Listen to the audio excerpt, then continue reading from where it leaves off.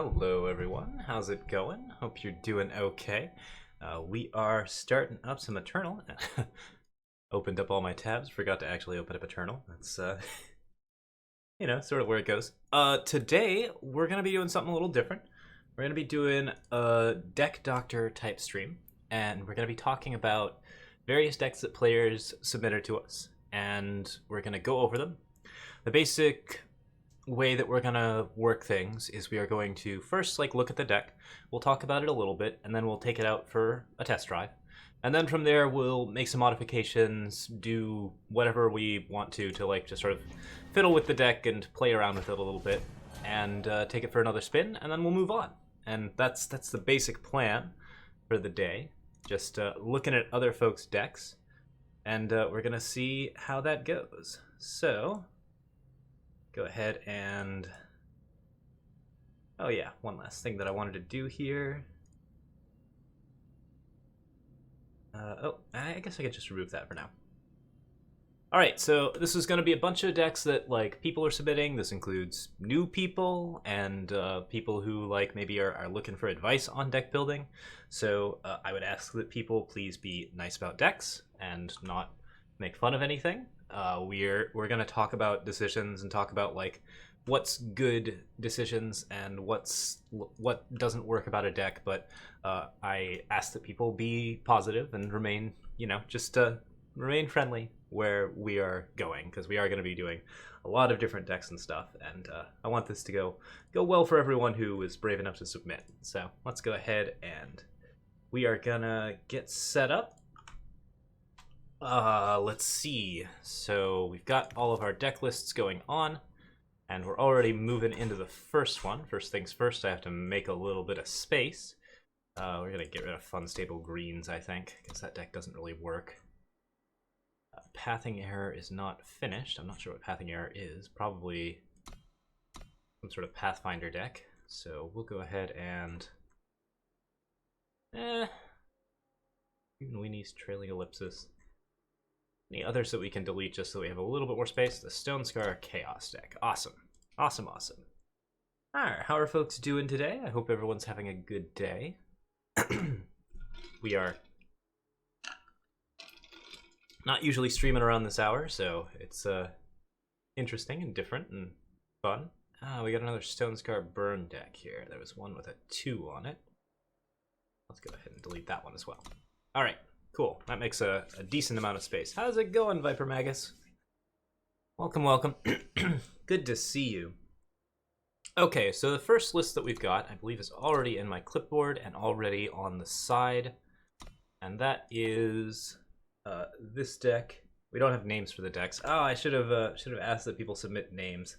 That was my bad. But what we have here is a deck from Osake, which is Osake.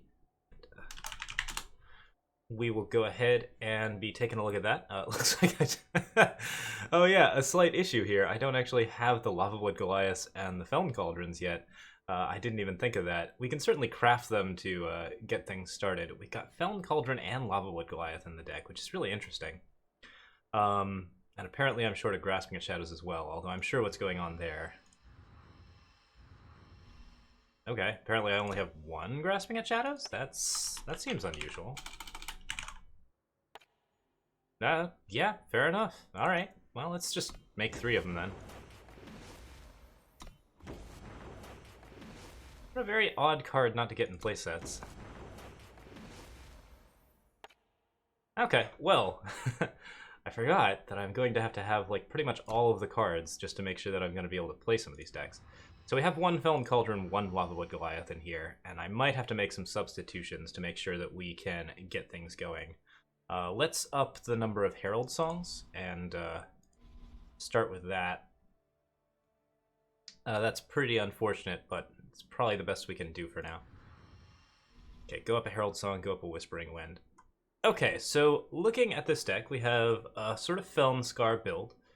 There's 3 different colors here. There's a lot of different sort of things going on. I'm seeing basically a ton of early removal. We have Permafrosts, Suffocates, Torches, Annihilates, Lightning Strike. So there's a really big control suite here. And then there's also Whispering Wind, Feln Cauldron, Feeding Time, lots of stuff up here that's actually sort of working with that sort of discard idea. And you have enough space here for 2 Blind Storytellers and 2 Whispering Winds, and those cards work very well with the Herald Songs and the like, so what you're doing there is you're discarding stuff. This looks like a Reanimator archetype. The basic idea here is to discard using Sporefolk and Whispering Wind and Herald Song to get Stonescar Leviathan, Vara the Fate Touched, and Lava Blood Goliath, as well as like a couple of other options. Lava Blood Goliath is an especially fun one. It doesn't get hit by Vara, which is really unfortunate, but getting that 6 damage across is just kind of cute. It's a good way to like make a Grasping at Shadows into a removal spell. So like, I am short a Lava Blood Goliath, so I'm gonna put in one other card that tends to work very well in these Reanimator archetypes, which is Scourge of Frosthelm. Just so that we have like one more big unit, because if we're gonna have a Reanimator shell, we might as well have enough discard outlets and enough things going on here to get stuff started. Oh, stream's not renamed. That's fairly important. Let's go ahead and do that now. What's it currently say? Pillars of More Team Tournament? Whoopsies.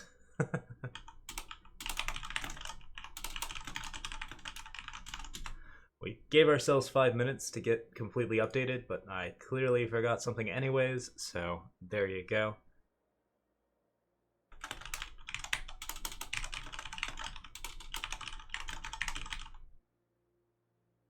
Alright, so right away, like, you have that strong Reanimator shell, and there's some pretty good things going on here. Some things that worry me immediately are that there aren't that many targets for Reanimator. Like, we mostly have Vara, 2 Stonescar Leviathans, Lava Blood Goliath, and Scourge of Frosthelm. And Lava Blood Goliath plus Stonescar Leviathan, I think, is sort of the cutesy trick that we're going here for here, which is that you're going to get the Leviathan, and then you're going to kill it somehow. There's no way to kill it in the main board, which is a little bit worrying. But you're going to kill it somehow, get your opponent's life total to become 7, and then pop Lava Blood Goliath out for 6, and then maybe finish with a torch or something like that. So you just reduce your opponent to 7 immediately, and then you kill them. And that's all good fun. Can be really solid if you're doing it right. You have Vara's Favor and Torches for the extra points of damage. You have Caleb's Favor as well. So there's some ways to actually get that trick going. Overall, consistency is a little bit of an issue. We don't have that many ways to actually do the thing that we're doing. And part of that's my fault. I only have 1 Lava Blood Goliath, so we're going to go ahead and set that up. And we have, yeah, only 1 Feln Cauldron. Sorry. Would love to have a second one, but I just don't. It's one of the legendaries that we haven't crafted yet. And we will not be able to make that happen in this deck. Okay, so let's go ahead and take this for a spin. Like, my main concerns are that there isn't enough card draw, really. We have Herald Song and Whispering Wind, which is a good combination. Like, Blind Storyteller, Whispering Wind, and Herald Song actually work together to create some really good card advantage. Because you get to discard that Echoed Herald Song, and so you're essentially drawing a card and then discarding half a card. And when you're doing that with Whispering Wind, you're getting a lot of stuff that you actually want. We've also got Caleb's and Vara's, which is really, really good. Overall, like, the deck seems to have some interesting ideas, and let's go ahead and give it a shot. We're not worried about janking our rating so much right now, because we set up in Master.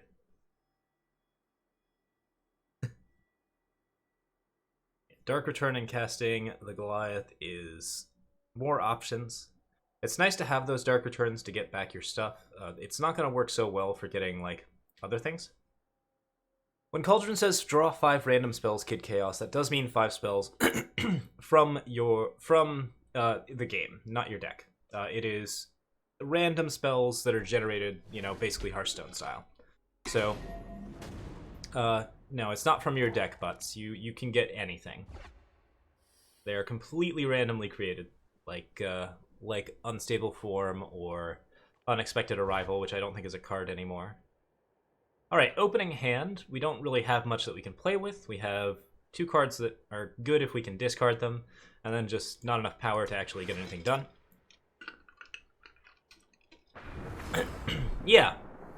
Yeah, Felon Cauldron's a weird card. It's really fun if you can get it going, but it can be very unreliable, and for some reason, like, there's just like this sort of tendency for people to inevitably have exactly the card they need to kill your Felon Cauldron once you've stashed four cards on it. Oh my goodness, my throat is going. That's not good. And Dawnwalker on 3, certainly sort of the worst nightmare scenario. We have Vara's Favor to cut it out of the picture this turn. And just to avoid, like, getting basically Sandstorm Titaned, we're going to suffocate the Initiate as well, because a Sandstorm Titan into a Dawnwalker at this point is just such unbelievable tempo.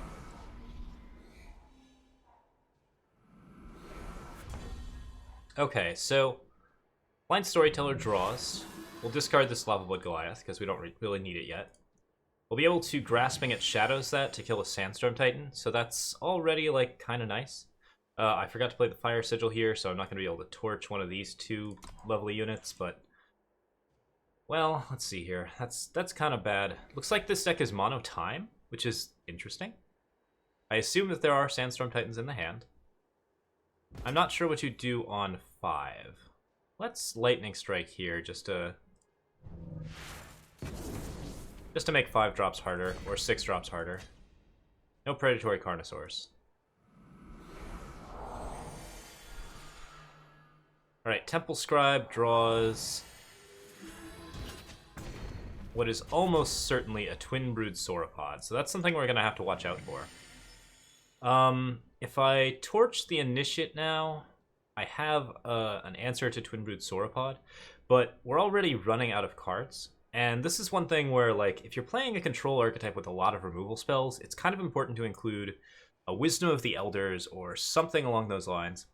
If you want to submit Dex Chaos, you can put them in the thing underneath. We've got about 14 right now, so I can't guarantee I'll get to every one, but we will be set up. Jackers, the deck that we use to climb to Master is an aggro armory list. And we reorganized it a bunch from the Reddit version. It's pretty much our own now, I think.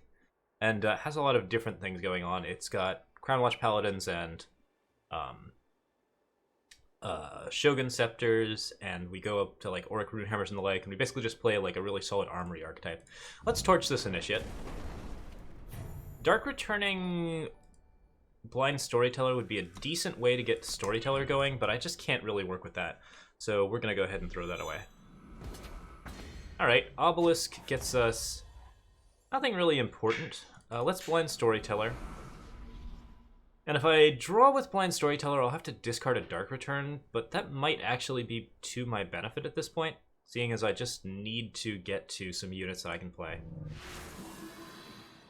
Okay, got a Fire Sigil. That's useful enough. I'm actually going to try to basically get up to the point where I can cast Vara's and other cards.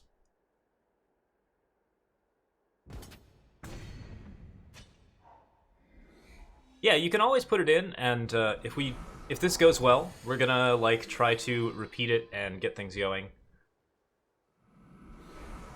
Alright, there goes the Dawnwalker. So we're gonna Grasping at Shadows, get Lava Blood Goliath. And now that the Sauropod is out of the way, we can Permafrost the Dawnwalker. So we have our Lava Blood Goliath play, which is good. Yeah, I think the thing that I'm going to say about this deck right now is that it definitely needs a lot more card draw. Oh, goodness. Predatory Carnosaur with a Xenon Obelisk. Not ideal. We can Dark Return Lava Blood, but that doesn't really do much. Dark Returning anything else here doesn't work very well for us. Alright, so we're going to pause. I can just Chump Block the Carnosaur. Losing my discard outlet is kind of unfortunate, but may be for the best at this point just to stay alive. I think I'll just go ahead and take the hit this time around. We're going to see a Sauropod. Initiates the final card, and now we are definitely dead. So, good game.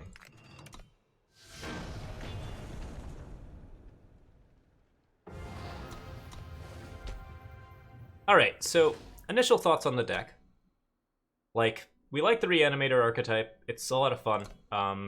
Lavawood Goliath is a little bit strange because it doesn't get to get back with Vara, but I understand the idea of like Leviathan into Goliath. That's really cool and kind of a sweet setup. We have Smuggler's Stash in here, which is card draw, but what it's card drawing is actually...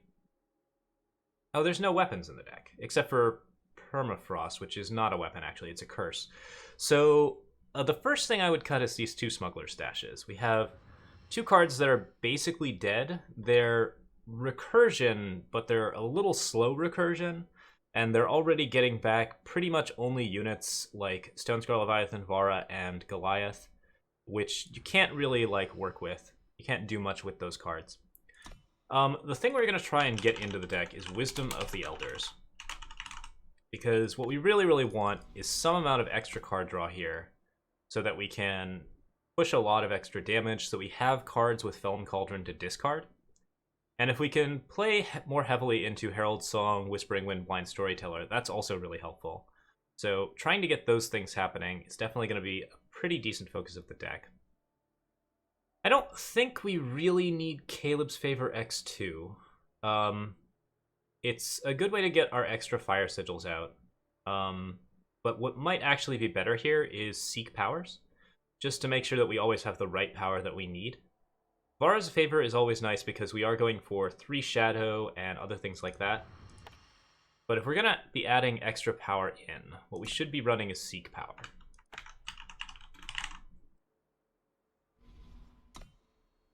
Caleb's does help out with Stonescar Leviathan, and there's certainly that aspect of the deck. So, but I think that this deck probably wants more than 29 power sources. It depends really on how fast you're playing Stonescar Leviathan and Vara. Since you're mostly just trying to get to 8, that's actually okay. We should be fine on 29. Playing more Varas is definitely a good idea. Playing even multiple Varas is usually a good idea because they chain together very well, and that will give you a little bit more useful cards to discard. Right now, there's not quite enough cards to discard into the Reanimator shell. We only have 3, 4, 5 altogether, which is a pretty small cross-section of the deck. A lot of times you're going to Spore Folk and you're not going to get anything you wanted to discard. So that's pretty unfortunate, but we'll go ahead and go for that. The Felon Cauldron is okay here. It needs a lot of card advantage to support it, but we're going to try to fix that with Wisdom of the Elders. And overall, like, yeah, what else do we want to do? We've got Lightning Strikes, Annihilates, Suffocates, Torches. Overall, the removal here is really in-depth. There's a lot of removal for a lot of different situations. We have, I think, yeah, there's 35 spells in the deck. So it would be possible to discard some of these cards. Maybe go to 3 Annihilate and 3 Suffocate. And with that and Lightning Strike for weapons, we've got Feeding Time for problem cards. I might even go for more Feeding Times just because we have kind of like, we're going to get some problems that we aren't necessarily sure how we're going to deal with. So having a kill-all answer is definitely quite okay. But let's go with this for now.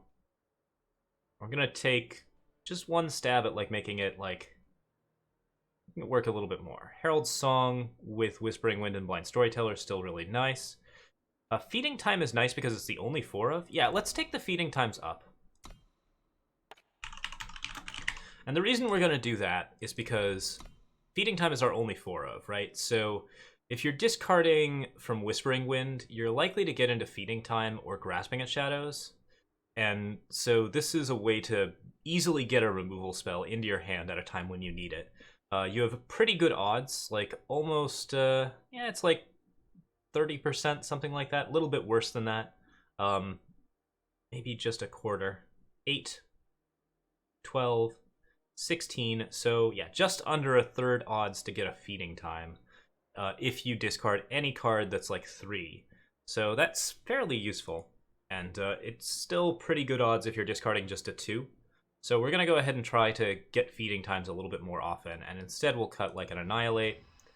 And what else? Probably not another Suffocate. You want to keep the Torches because you're doing the Leviathan Goliath thing. Cutting Wisdom's definitely not going to happen. Yeah, to export a deck list, you just click Export Deck right here. Okay, so this is a start, and this is sort of like the direction that I would say you want to go to. A lot more card advantage, more reliable removal where you can get it. Let's just go to... Gotta cut something to make those feeding times happen. I might cut the Annihilates entirely. It depends on how heavy you think that Sandstorm Titans are going to really be a problem in this deck. Like, Lava Blood Goliath is one answer to Sandstorm Titan. You've got Permafrost, which don't really work against them, so I guess the Annihilates are pretty important. Let's instead cut... We'll cut one of the Herald songs. And we'll cut one of the Suffocates. That takes the removal down a little bit. Maybe a little bit too much for us to be comfortable with, but we're trying to do that specifically to make room for feeding time, so I think I'm actually okay there. Alright, so give that one more shot. See if we can get this to run a little bit better. Overall, I think that you should be experimenting. If you're doing a Reanimator shell, it's a really good time to experiment with like a lot of different mythics and a lot of different legendaries. Stonescar Leviathan is a really good one. Venom Spine Hydra is another really good one. You can get cards that like don't necessarily even work with the deck, like cards that are in other colors if you have enough discard outlets, which is really nice. You know, Grasping at Shadows like a Rollant, or probably not a Rollant. Like an 8/8 that is immune to damage. You can get pretty much anything. And so just going for the Leviathan strategy is good, but you might as well play around with it. This is a pretty flexible archetype. And if you improve the card advantage in it, and you have like a good amount of stuff to actually put the discard outlets through, then that really works. This is an okay hand. We don't have like a turn 3 plan, really. We have these 2 feeding times, so we will be able to get through some. And we've got enough power in all of the colors we need that I'm kind of into keeping this. So we talk about having a good 3-turn plan. And in this case, the good 3-turn plan is basically just to develop everything that we need so that we can progress into the late game. Just make sure that we have all of our power. And that's not a great 3-turn plan, because, again, we don't have, like, early removal, but we know that, like, when we start hitting the mid-game, our plan gets a lot better. So there's the double blue we'll need for Wisdom of the Elders, which is fairly important. Sporefolk here is going to be able to discard stuff into the void, which is good stuff. When you're using Sporefolk, you can always use cards like Dawnwalker or Ephemeral Wisp to give you some like extra beef. Oh, this is hardcore tokens with Sand Warrior. That's pretty cute. The good news is it hasn't really generated a lot of pressure yet. The bad news is that we don't have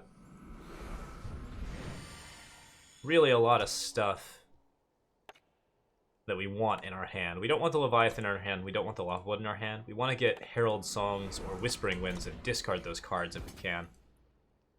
The blocking there, very important. And we've got the Dawnwalker, which we really don't care about. This looks like that same Monotime deck? Was there a Monotime deck posted on Reddit or something? So we'll Feeding Time that. And that solves the Dawnwalker problem quite nicely. It's a pig, it can't come back. Marison's Disciple is on the trickier side, and actually, yeah, this deck probably does need Lightning Storms. It doesn't have a very good early game presence, so like having some Lightning Storms in that removal kit would help quite a bit. Hey, we got a follow. Alright, Xenon Obelisk there. That's pretty unfortunate. We get to Suffocate. I think at this point I have to use a Feeding Time on this just to make sure that I live. Going 2 for 1 on Marison's Disciple really hurts. Stonescar Leviathan's going to be a really good playdown on 7. So we've got that going for us. And if we reduce their health to 7, then yeah, things will be grand. At Ageless Mentor, not sure what the Ageless Mentor is giving +2/+2 here. This deck hasn't seemed to be pushing like Monotime stuff too much. But maybe there's a Sauropod or something in his hand. I don't think so. He's got 4 cards, and I've used 2 to get rid of one of his, so he should have basically the normal amount of units. Follows from DNIE Denied Peon 87 and Superbore and Fibs and Raphael Triple O. Welcome to the stream, guys. All right, we got a 3/4 here. Marison's Disciple really hurts. I think that's lethal. Not quite, but we aren't going to be able to make it to Stonescar Leviathan. And now it's lethal even if we annihilate. Mono time beatdown. Fun stuff. Alright. So yeah, in terms of like overall setup, the main things that I recommend for this deck are definitely run Seek Powers. Probably run 4 of them. Vara's Favor is really nice as like a small removal spell, but that's probably a good like sort of thing that you want to put in the deck. And you might consider upping your power a little bit more so that you can hard cast some of these cards. But really, if you want to keep it low, then just go for the discard engine. Don't worry about casting these cards. You can even reduce the amount of power a little bit, although I still recommend 4 Seek Power because you're running 3 colors. So Scourge of Frostome obviously doesn't need to be in the deck. Felon Cauldron in this deck is fine. The thing about Felon Cauldron is that you do need a lot of card advantage to support it, so definitely make sure that you have a decent amount of card advantage. The 4 Wisdoms are the thing that I would definitely recommend that you keep pretty much no matter what. And playing more with Herald's Song and Blind Storyteller is pretty solid. As to Whispering Wind, I actually think you should probably go Blind Storytellers over Whispering Wind here. And the reason for that is that while Whispering Wind does give you those free discards, you don't actually want to discard anything that's on your low end. You want to keep your removal, you want to keep your card draw. You usually want to keep your power because that allows you to hard cast all of your big cards. So the only things that you really want to discard with the Whispering Wind is the 7-drop and the 8-drop. And you don't want to discard the 9-drop because there's no 10-drop. I have a 10-drop, but that's just, you know, the card that I put in there. So, like, basically, Whispering Wind doesn't really ever give you a useful discard, whereas cards like Felon Cauldron and Blind Storyteller do. You can use cards like Privilege of Rank to generate card advantage while discarding. I think that's a little iffy on this end, especially since like you'd have to have Justice in there. That's probably not a good idea. But upping the Wisdoms, upping the Seek Powers, making the power base more reliable, and then just play around with this kit a little bit and see what you like. Stonescar Leviathan, Lava Blood Goliath is a really difficult combo, and that is sort of like the big weakness of this deck is that you have to both get a Grasping at Shadows. You both have to Grasping at Shadows a Leviathan. You also have to kill the Leviathan somehow, and you don't have a way to kill it in your main board, which is a little bit unfortunate. A Combust would be really solid here, maybe. Just a 1-of or something like that. That's kind of the combo there. And then after you kill the Leviathan, you still have to play Goliath and also one other source of damage. That's about 4 steps to victory. Whereas if you get something like a Vara or a Scourge, you're very likely to just win the game like right off the back of that. And so to that extent, like this combo is more of a fun combo. And I do appreciate the fun combo. But I think that maybe if you really want this deck to be successful, you probably want to push that combo out and go with that kind of thing.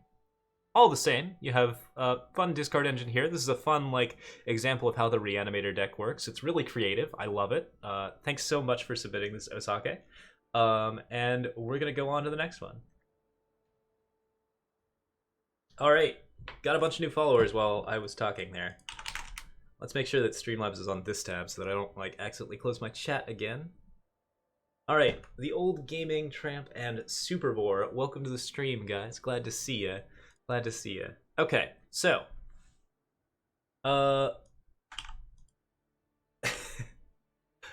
I want to, okay, we'll go ahead and, no, we're good. We're gonna go into our collection. And I need to make space. Sorry for deleting people's decks on stream. I know that's a thing, but I have like 3 deck slots open, so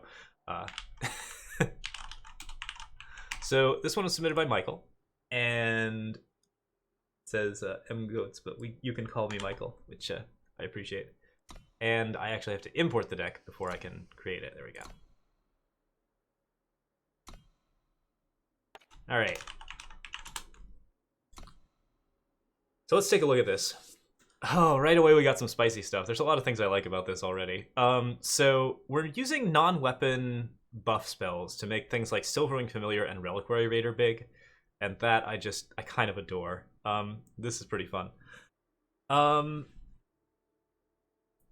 did I miss any questions? Good job, commentary. Yep. Okay, we're caught up. Good.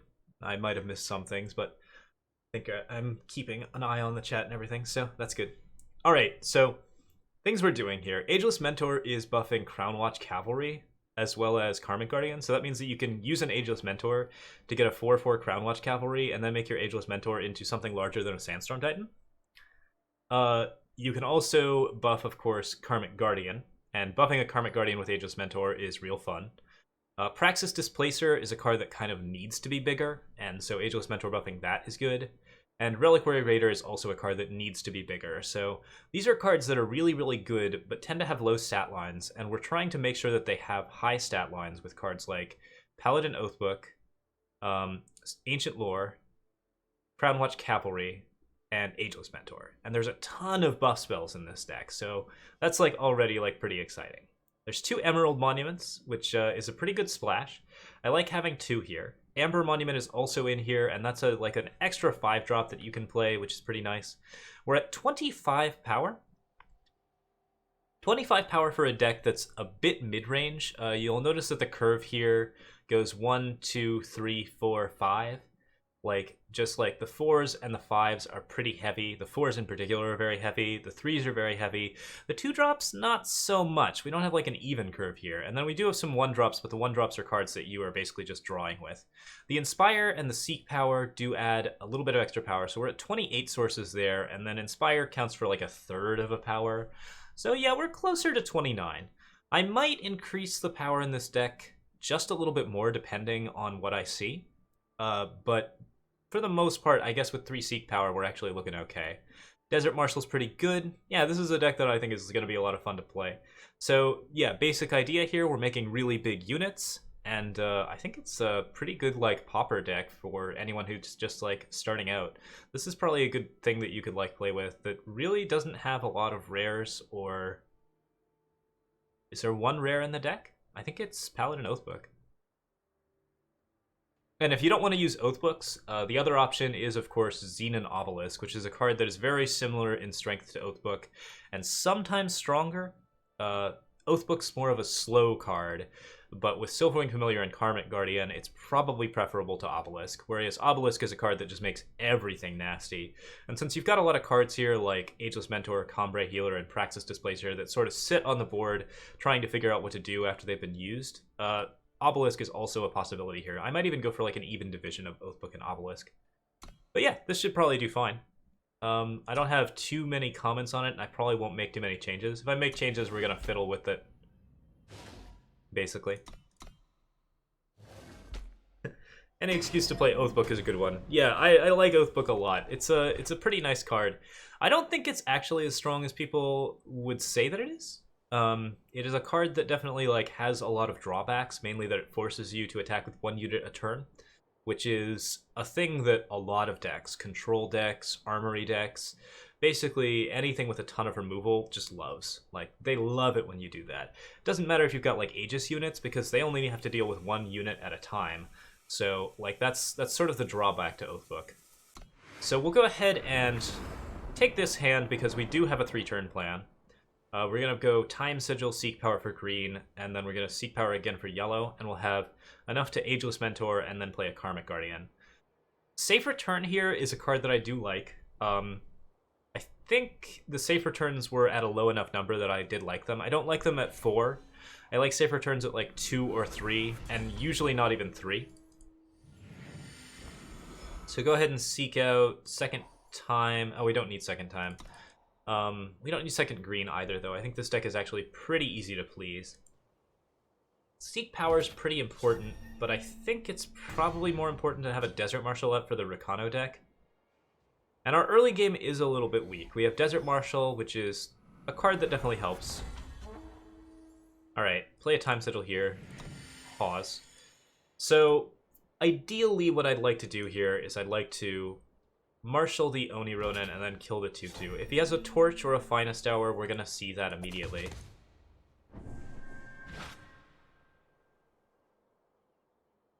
And unfortunately, by the way the Desert Marshal works, you cannot actually block with the Desert Marshal because the silence effect happens first.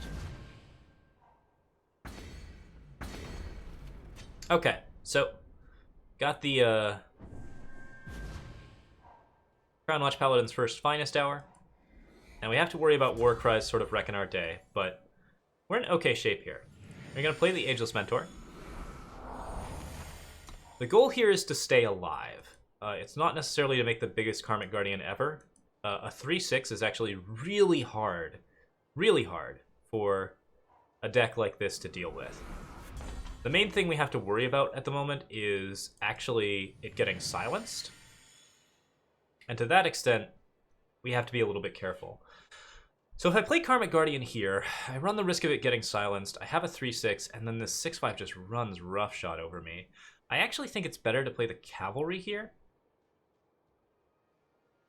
It would be nice to... Yeah, it's nice to have the safe return up for the Karmic Guardian. This is going to eat a Vanquish, maybe. But if he doesn't have a Vanquish, then we're suddenly in very good shape, because we have a 6/7 to block with. And it's a Rakano deck, so we want to stay defensive. We want to make sure that we don't push in and give him extra War Cries where we don't need to, because otherwise we end up with 6/5 Oni Ronins all the time, as opposed to just one 6/5 Oni Ronin that we can deal with. I don't think there's Vanquishes in this deck, and I think that is something that it could definitely have space made for it. Because it's a very powerful effect. It very cheaply and easily gets rid of a unit for you. It's just really useful in that respect. Alright, so... Seek Power... or green. Maybe I made a mistake there. Karmic Guardian here allows us to double block the Oni Ronin, even if there is a Valkyrie Enforcer, and I think I'm into that.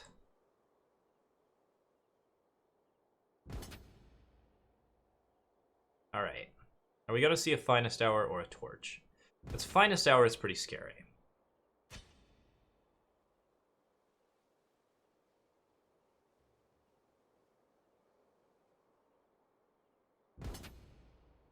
Okay, so attacking with the 2/2 and the 6/5, that is gutsy. So instead of actually, like, dealing with the 6/5, what I can do here is deal with his tokens. Take a Warcry off of the list. There's no Finest Hour here, so that's really useful.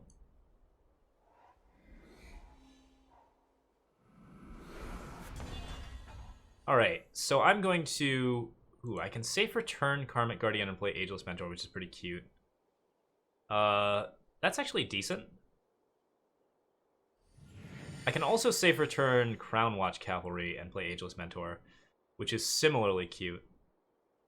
I think what we're going to do here is we're going to gain 3.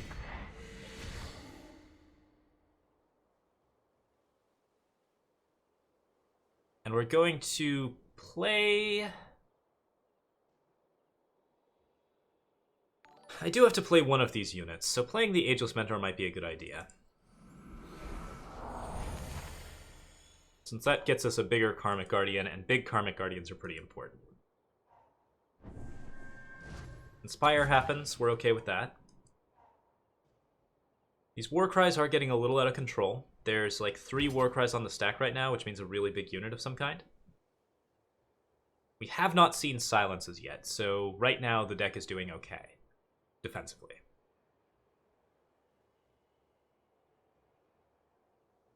Yep.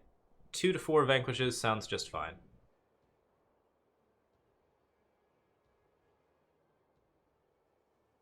Okay, so the 6/5's coming in.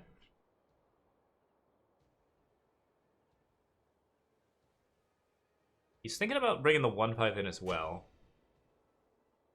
I don't think he has a trick here, which is interesting.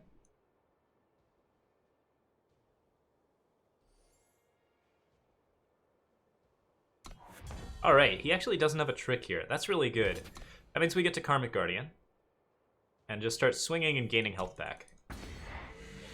I'll play the second Karmic Guardian as well. We're not expecting a harsh roll out of a Rakano deck, so seems safe to play it that way. The Justice Sigil here is not that important, but it's nice for the safe return. So we might have like some sort of weird safe return play where we safe return Crown Watch Cavalry, play Crown Watch Cavalry, and play something else. So to that extent, it's fine to play out our power here.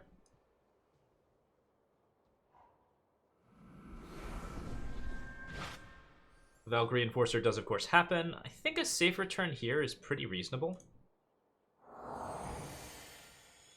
Blocking the silence is relevant, and also just keeping Karmic Guardians down so that we have some answer to Valkyrie Enforcer is pretty solid. Got a Gem Blade there, like that. Let's go ahead and play down our Karmic Guardian first. Swing for 3.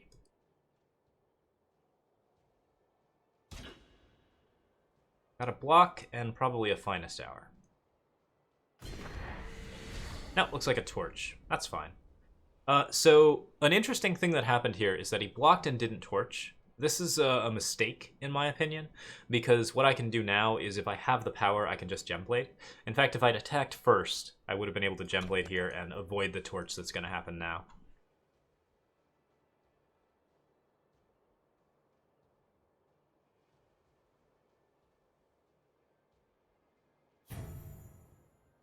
He's freaking out. He doesn't want to throw the torch. Alright.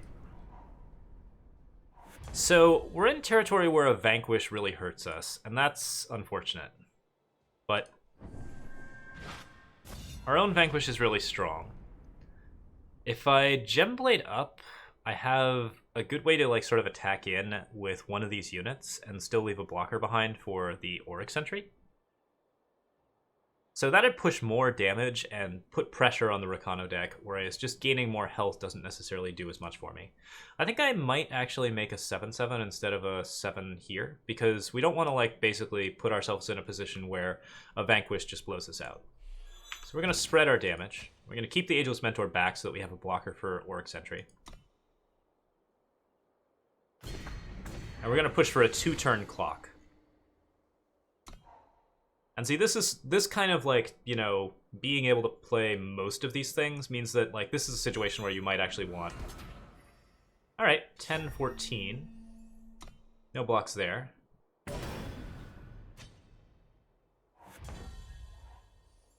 So we'll push 4 over the top.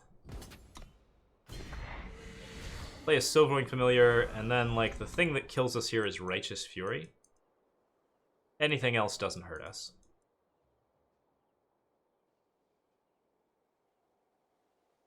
It would have been correct to put all our eggs on one basket on the Karmic Guardian, but I believe that that's still pushing it.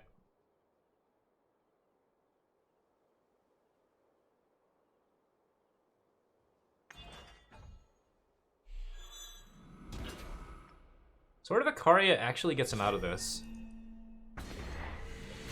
It gives him just enough health to survive if he also has a torch. So we attack with everything here. And that pushes 6 across. Okay, got him. Blade the Mentor and spread the threats? Yeah, the main reason there was because we have to leave one unit back, right? So what we're doing is we're pushing for a 2-turn clock. So if I Blade the Mentor, then I have 5 and 4, and I don't push as much damage. And I have to leave a 4/4 back to block a 1/5 with a 4/7. So since I have to leave a guy back, I push the Cavalry instead of the Ageless Mentor. And it still spreads the it actually does spread the threats more evenly because the Ageless Mentor is a 2/3 and the Cavalry's not a 2/2, it's a 4/4.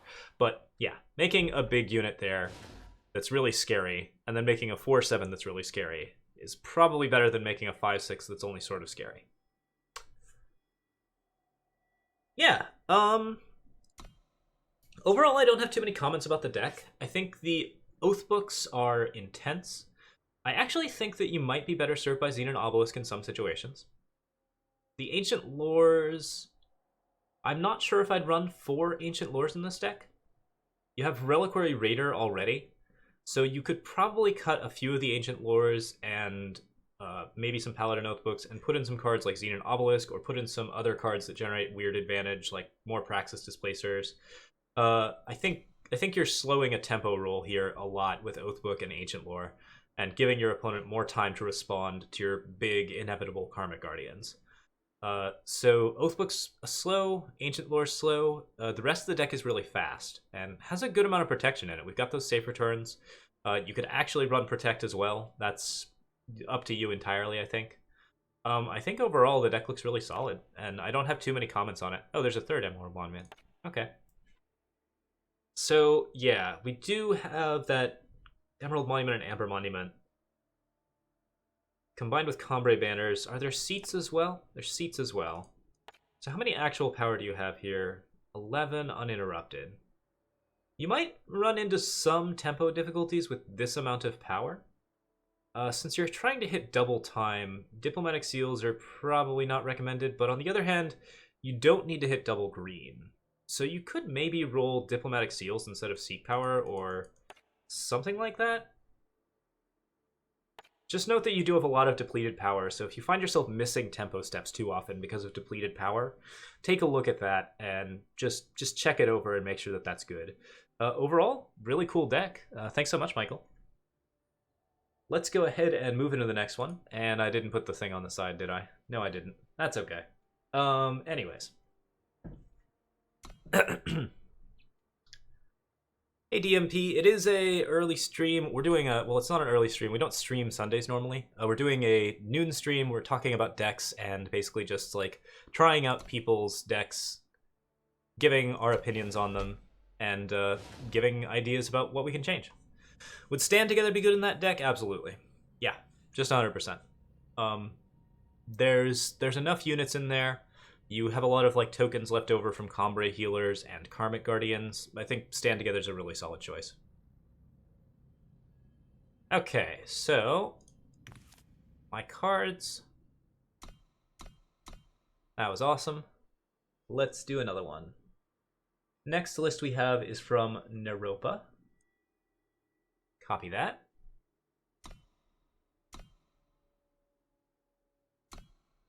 Oh.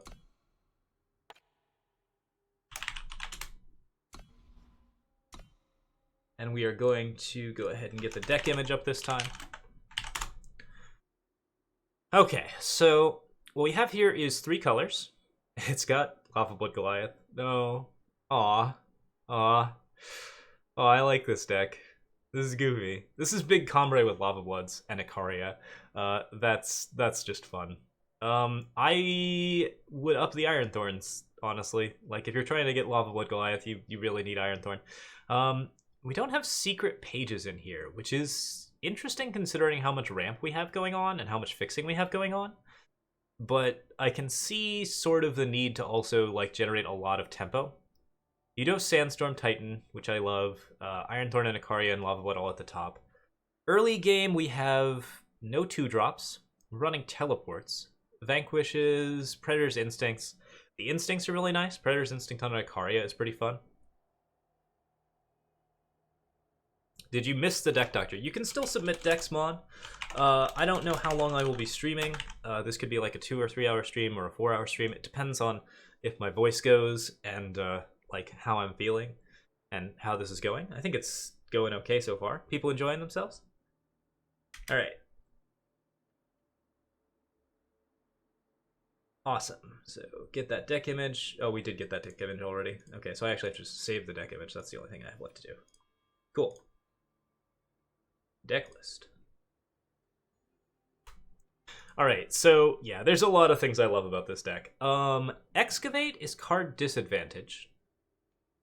It's very powerful for getting back things that, you know, you really want to get back, especially stuff that's been war-cried by Icaria, because that is crazy good. What are we doing on, like, seats and banners? 4 Rakano banners. I really like that. I like the Seats of Glory and Rakano banner setup. No Diplomatic Seals, that's really important. Seek Power is really important. Total power sources, 25, 26, 27, 28, plus Amber Acolytes for another, like, 32. Yeah, that's about right. You're still trying to hit Lava Blood Goliath, which is a thing that you have to really worry about. Some things that are, of course, good in this deck. Seraph's always good in this deck, of course. More Iron Thorns are good. We have Ikaria and Lava Blood, and I like that. A card that's really fun in Combre plus Rakano is Righteous Fury. That's a fun thing that you can throw in as like a single fun of. This deck just looks like a ton of fun, and we're real excited to play it. The only thing I'm not sure about is these teleports. They're interesting. They give you like sort of a slow down period where you actually are getting into your harsh rules. So that's nice. So you can use teleports to set up harsh rules. It's not card advantage or anything. And overall, I'm noting that there isn't any card advantage in this deck. We don't have any Ancient Lores. We don't have any Temple Scribes. We don't have any anything. We have Inspire, and that's about it. And then Excavate is active card disadvantage. Teleport is active card disadvantage. So the big stuff really has to stick for this to work. And that's important to note. Let's give the deck a shot. Good. Glad it's going well. All right. Saving? What? Cards I don't own. Oh no. Does it have like 4 Lava Bloods in it? It's got 4 Lava Bloods in it. Right. Right. I don't have that many Lava Bloods. Well, let's up the Iron Thorns and the Ikarias and find something suitably stupid to take in instead.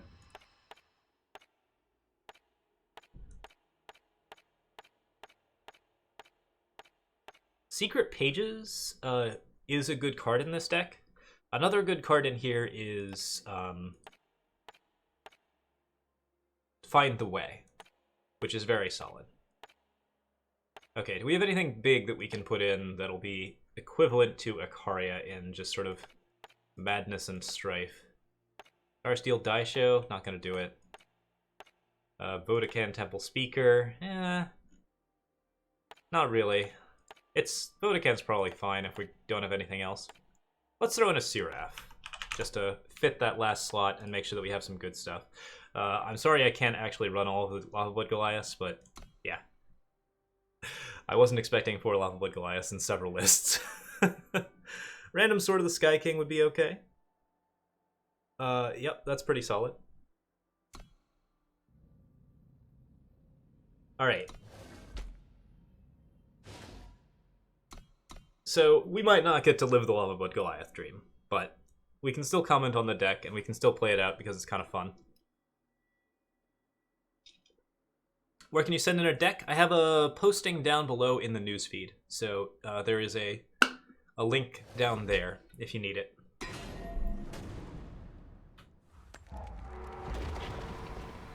Alright.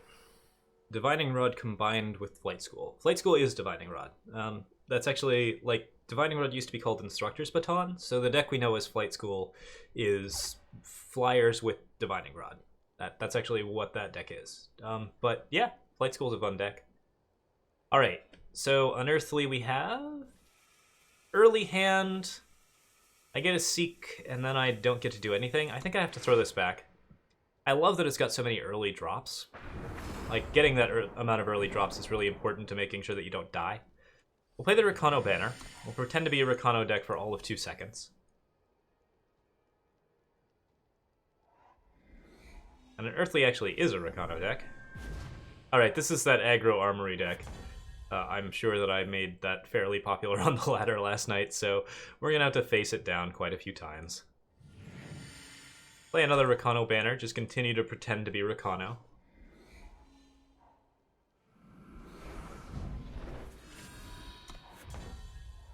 Valkyrie Enforcer here, it's not important to silence the Rakano Artisans and aggro armory, because it's not a shadow deck, so we don't need to play Valkyrie Enforcer here. I might save the torch and just ignore the Artisans for now. No blocks. What we really want to do is get down a Sandstorm Titan and hope he doesn't have Vanquish. If this deck doesn't have any one of its 4 Vanquishes, then it has real problems getting past Sandstorm Titans and the like. So let's play that down. Hey, how's it going, Rick Kenner?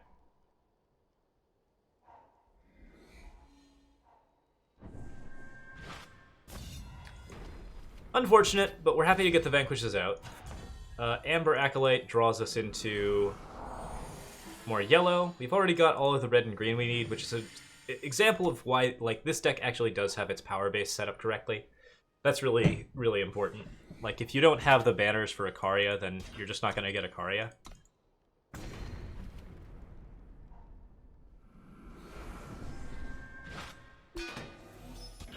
Alright, Throne Warden's on the tough side to deal with.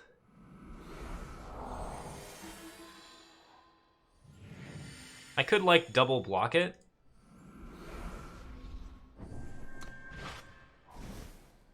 I don't have many good options here, and there's probably a Daisho or a Stone Scar coming out soon, which I'm not wild about.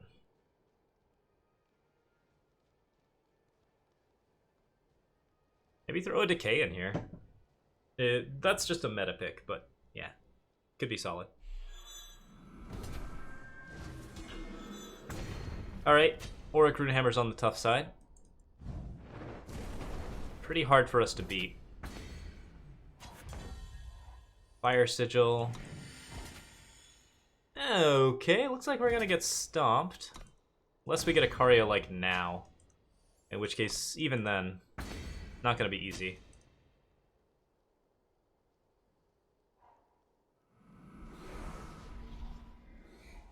Harsh Rule would be okay. Ironthorn doesn't do anything. That's not entirely true. Ironthorn does do something.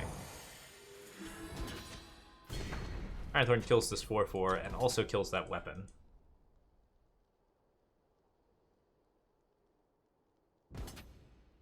That's fine. Also fine. Torch that. Oh, actually, I should have saved the torch. That was a mistake on my part. Excavate gets back Ironthorn, which is pretty cute. Might actually do that this turn.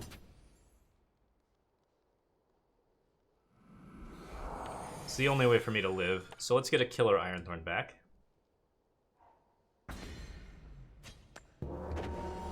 And now he just has to have a weapon to kill us. Good enough.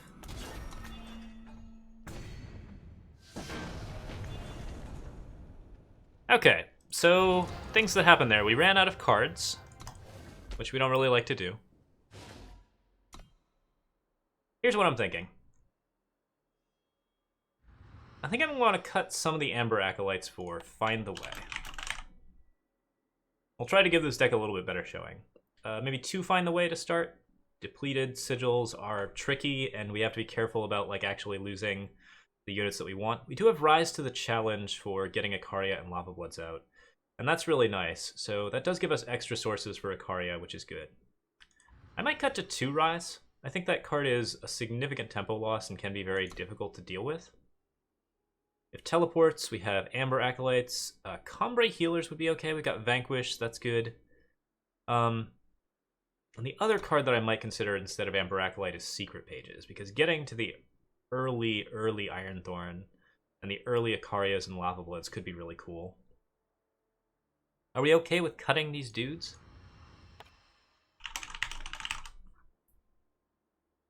I'm going to give that a shot. I'm not 100% certain if this is really solid, but it helps.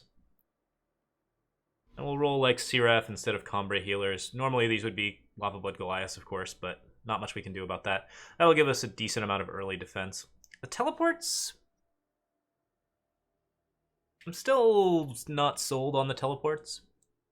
It is nice to have more removal here, but I might just go for another Vanquish at that point, since you have 4 torches and you have 3 Predator's Instincts. Oh, you do have Decay in the deck, that's good. Actually having Decay in the deck as a 1-up is really important. I think that's a pretty cool idea. Can you explain why to run Decay over Ruin? The answer is that a lot of aggro decks really want to wreck your day. And they want to wreck your day with like a lot of incremental damage. So being able to gain health and also kill something is a good idea. On the other hand, a Ruin is pretty good here. Let's actually splash one of those in instead of a teleport. Or not in... yeah. Because teleport is really your weapon answer, and we already have weapon answers. We have 2 colors of weapon answers. So let's go ahead and throw that in. And we'll give this another shot and see if we can get something cool. Ah, good.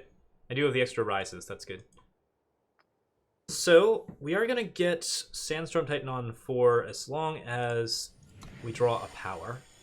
So that's good news.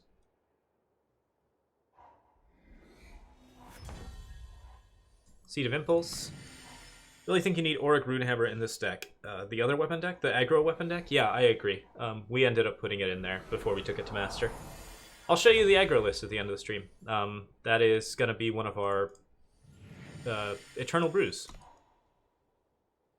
Okay, so I have Rise. I don't really need Rise at the moment, but it would be a good way to get Ironthorn.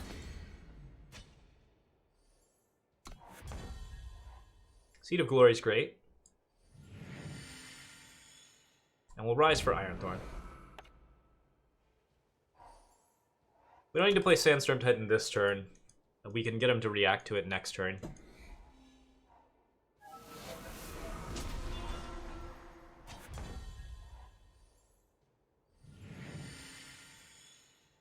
Okay, let's vanquish that. On our next turn, we Ironthorn, and then we are set for Icaria. So that's a really good setup.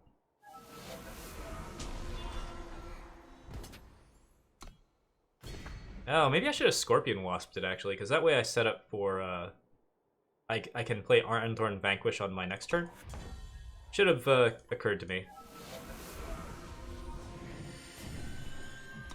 Now, we don't want to be too stingy with Ironthorn. We're actually willing to trade it into the Sandstorm Titan here. Okay, didn't end up happening. That's sad. So I don't really want to Icaria into a Sandstorm Titan, so we'll just play Sandstorm Titan. And that will be our defense.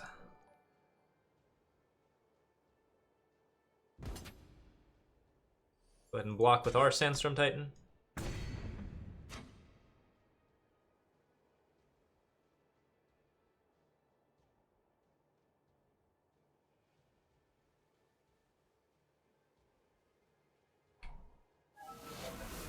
Oh, and you've got your own Ironthorn.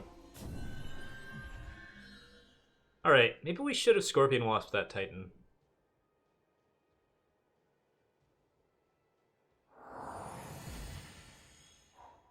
Because now I'm in a situation where I can't really get Icaria going. No, I can, it's just not great.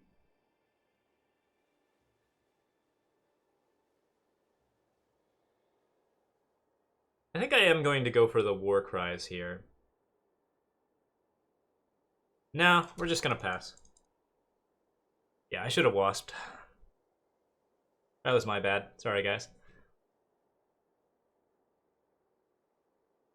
Sandstorm Titan stands in the way of Icaria.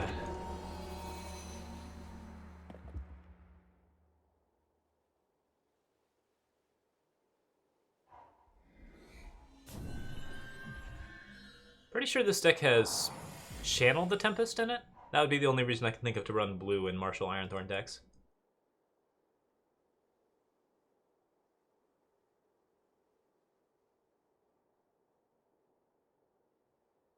I'm not sure he's actually going to attack into me anymore.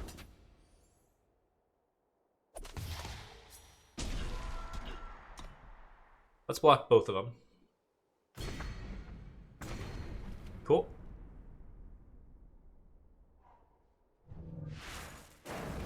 And it's fine that he clears our Sandstorm Titan. That was actually sort of the intent of blocking with both of them. Was to set him up so that we can now Icaria.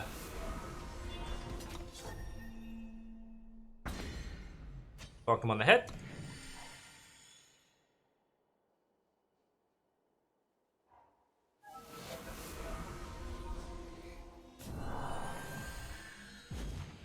Mystic Ascendant's a hard beat.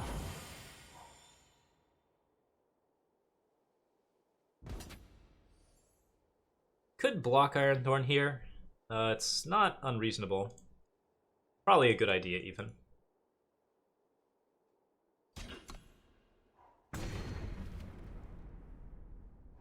Yeah, I'm gonna take too much damage otherwise.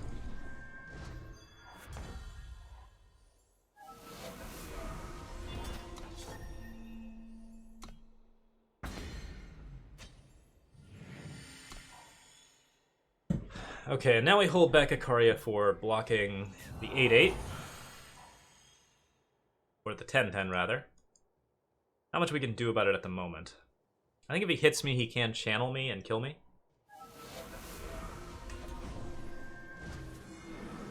Seraph making problems. Oh man, a 0-12. Alright, well. Unfortunate. There's not much you can do about it.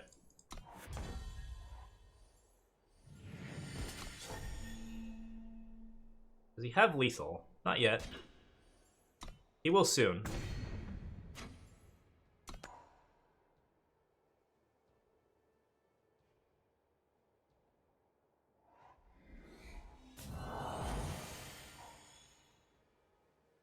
Meantime, we're going to play something really, really huge. Maybe that'll be good enough. Top deck Goliath would definitely be the dream here. Oh good, he swung with everything. That's actually really good. Means I get to block there and there. Only take 2.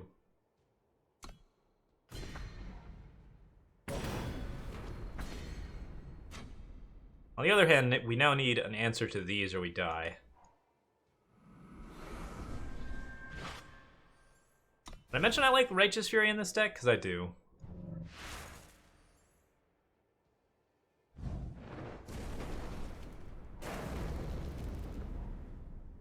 Got a sizable amount of stuff going. Alright, basically just need a Harsh Rule to live. Didn't get it.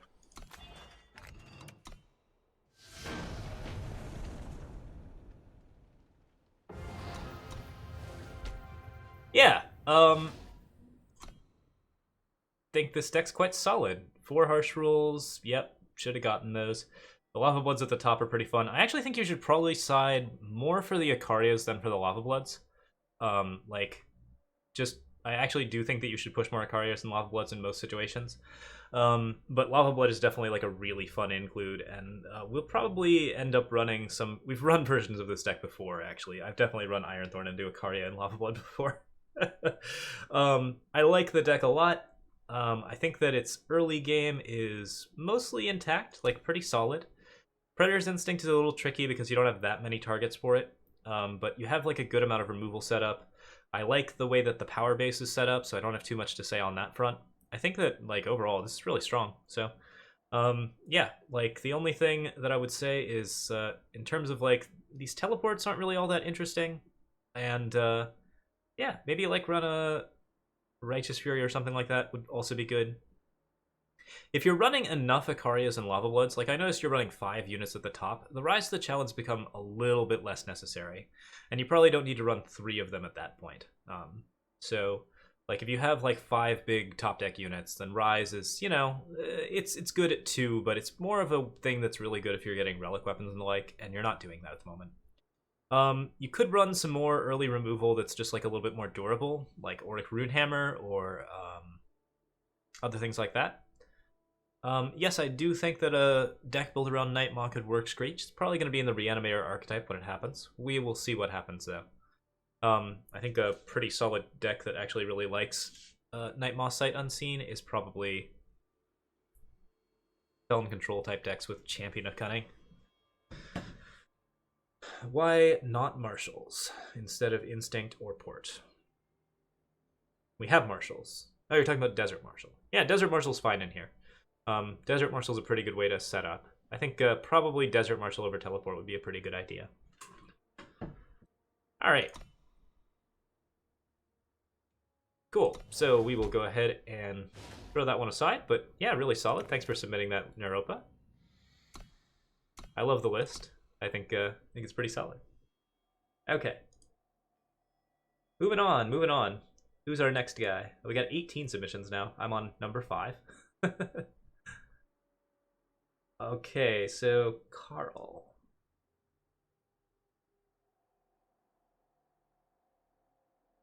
All right. Import the deck.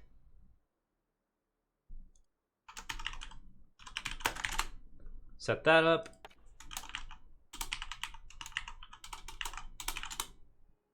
Get a look at what we got.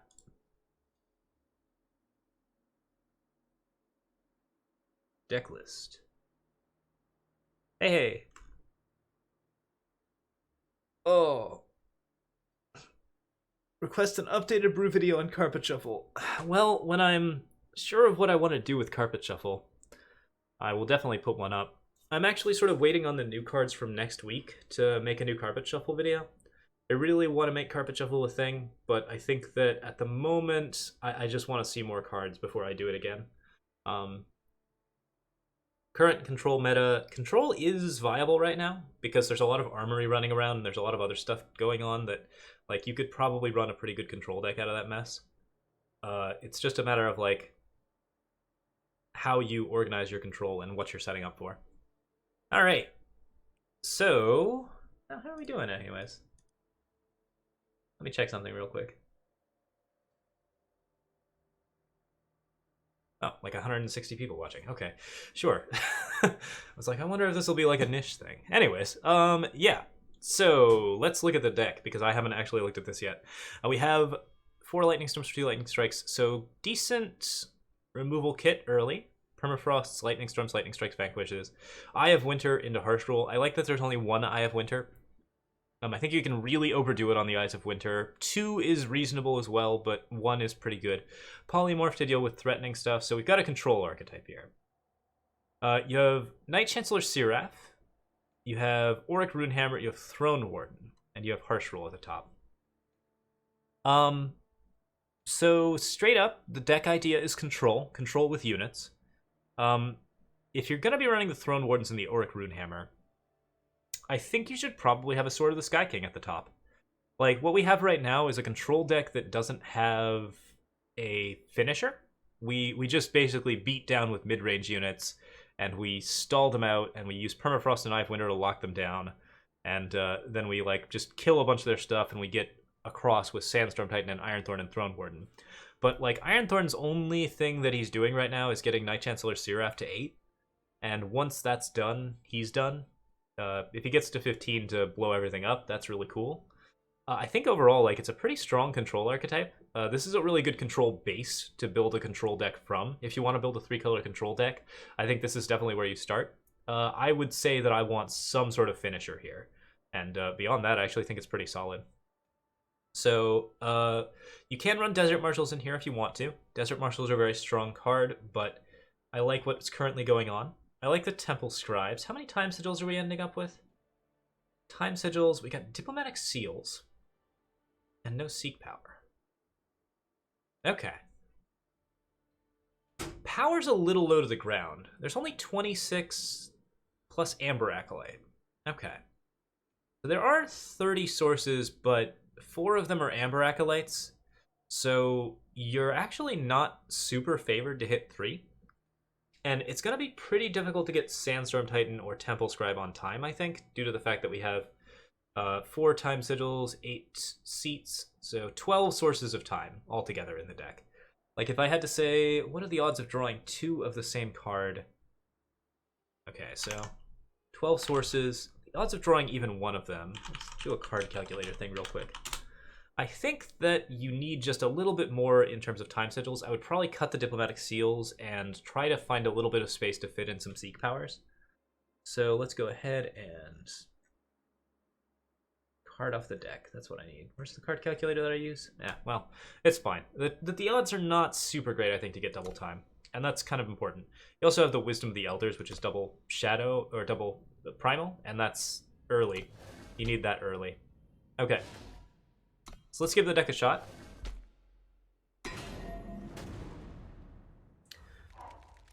Yeah, the Throne Warden armor is fine if you have the right weapons. It's getting the, like, I actually like a couple things about it, which are that it's giving you a little bit of extra health gain, and it's also giving you armor for weapons. I think that it's not quite playing off of that synergy enough. Like, you have 3 Throne Wardens and then only 3 weapons. So maybe, definitely, get a Sword of the Sky King in here. I think without a Sword of the Sky King, this deck is, I don't know, this deck just clearly is leading towards one of those. Let's keep this hand. Third power is, oh wait, no, there's only 26 sources. So yeah, this is exactly the problem that I was worried about. You can't really keep this hand because there's only 26 sources. So the chance of drawing into turn 3 power is pretty slim.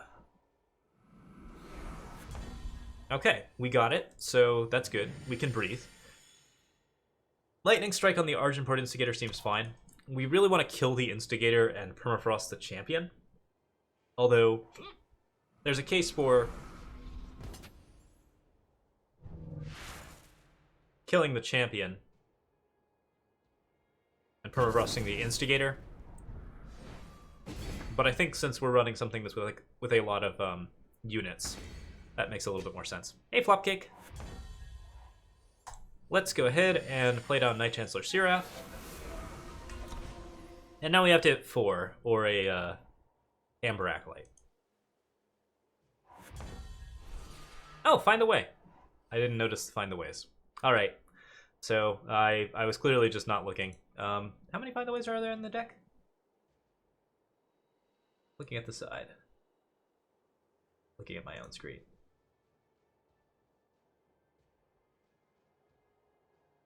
There are 4. Okay, never mind. There's more than enough power in this deck. I'm I'm entirely mistaken.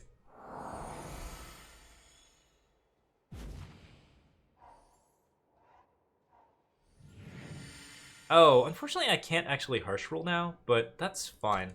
We don't really need to Harsh Rule here. We have Lightning Storm instead. So I should have grabbed the green first. But yeah, with the 4x Find the Way, there's actually more than enough power sources in the deck. There's maybe even too many, so that entire criticism is just never mind. Never mind. It's all good. Everything's fine. Let's block there. Probably get a rapid shot out of it. I got a torch, even better. I could have blocked the Jito there. Okay, if I Wisdom, I think it's better to Find the Way here just so that we hit at least 1 power this turn. Then we can Throne Warden. Throne Warden will help us out quite a bit. The more we, like, slow this deck down, the better off we are. It seems to be in a really bad spot overall, like...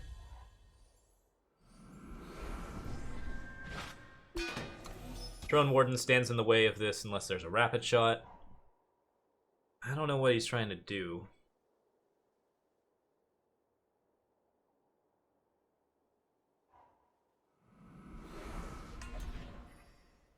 Okay. Cool, so we can Wisdom here. Don't need to Wisdom on our turn, but might as well. Play a Diplomatic Seal. And just end my turn. We're gonna stay put, be nice and easy about this. Just take it easy. Auric Runehammer should force him to attack in and like commit a bit more to the board.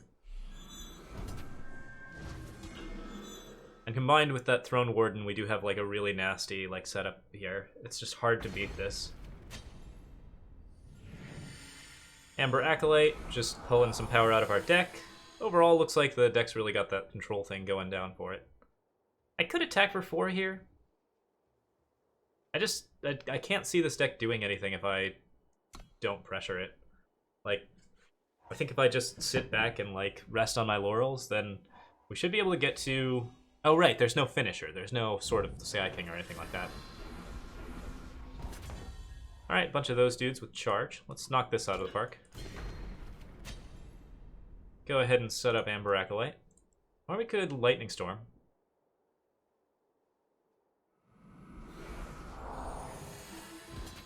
I think we'll attack with the Amber Acolyte. We're going to push a little bit of damage at a time. Not going to go too crazy.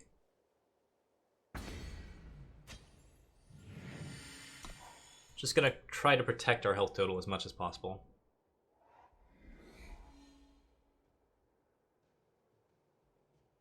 Yeah, I don't know what the opponent's running. It's weird. He seems to be waiting on something. Bandit Queen's pretty expected. Block there, block there. Take some damage. It's okay that we lost the Auric Runehammer because we have plenty of stuff. And now that we see the Sangwar, we can Lightning Storm in peace. I attack with a 4-4 as well? Now, I think I just want to leave the 4-4 back at all times.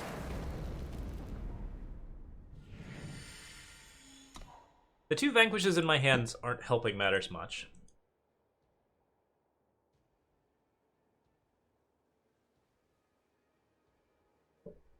Anathemius is still sitting on a lot of cards. I think he's playing very heavily around, like, more lightning storms. That's not going to help him too much here. Just going to pick off every token we can.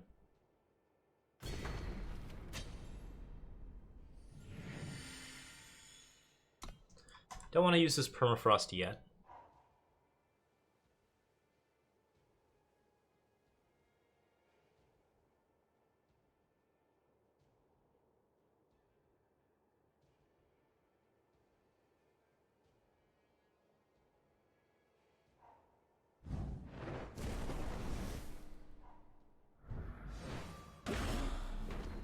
Torch Annihilate. So he's got a lot of removal in his hand. Didn't know that. We'll Wisdom here.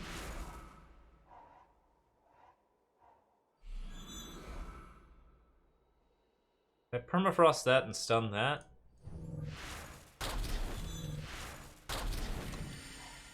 We just have his board locked down, so that's nice. Eventually he'll Desperation upgrade that Pyro Knight and we can just kill it that way. And we're just taking our time. Being nice and safe. Now I stunned the wrong unit. Stunned a unit was all he permafrosted. Would I consider doing this weekly? I might.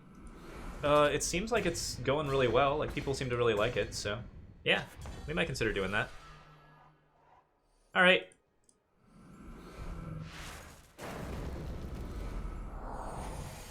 So, Lightning Storm sets up pretty well. You could almost put a Stronghold Visage in this deck. I guess it's not that important because Throne Ward and everything, but... Oh, you know what's missing? Aside from, okay, Martial Ironthorn.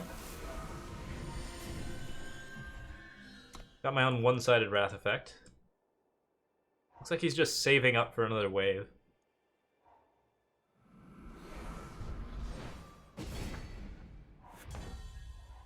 Oh, you sent me a sideboarded deck with no Sword or Staff of Stories? Yeah, I was gonna say, like, the only thing that I think this deck needs is Sword or Staff of Stories, so...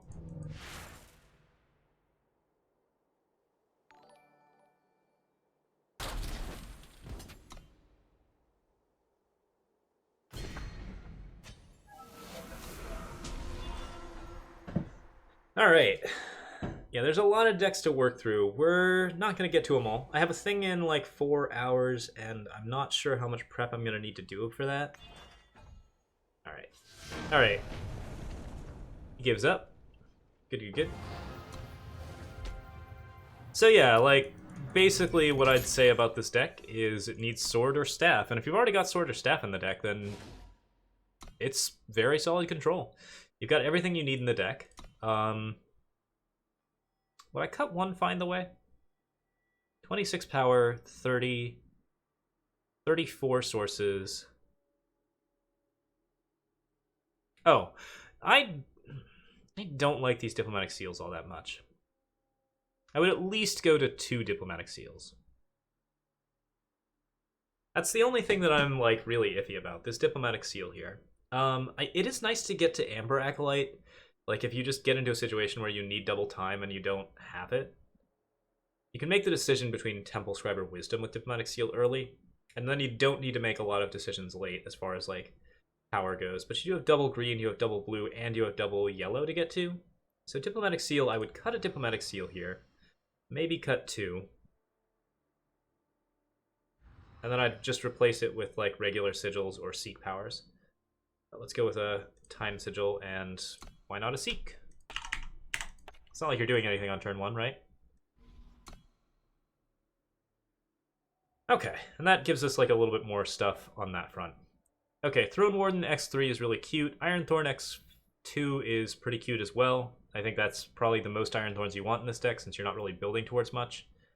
What we really want here is basically probably take out a Throne Warden or an Auric Runehammer. Auric Runehammer? Take out a Polymorph. Accidentally cut one of my wisdoms. And then I would run like a staff and a sword. Any other relic weapons we're missing that are kind of good here? I was thinking like crystalline chalice, crown, blue, green, yellow, auric rune hammer. Yeah, I think you've got pretty much everything you need. Treasury Gate is really silly in here. If you wanted to go like totally ham on the weapons, Treasury Gate would be really fun. But yeah, I think that's pretty much all you need. You've got like a decent amount of health gain. You got a good amount of stuff going on here. Sometimes I want healer's cloaks and the like, but Throne Warden seems to be replacing that slot pretty well. You could go Stronghold Visage. Be totally fine. Really, overall, I think this is a really good base to build out of, and you can get a lot of good control archetypes out of this deck. This deck is probably ladder competitive and doesn't need too much fixing. All right. So, cool. Thanks for submitting, Carl. We appreciate it. Fun looking at your deck, fun playing with it. What do we got next? Rayum. All right. 1 second, guys. I gotta blow my nose.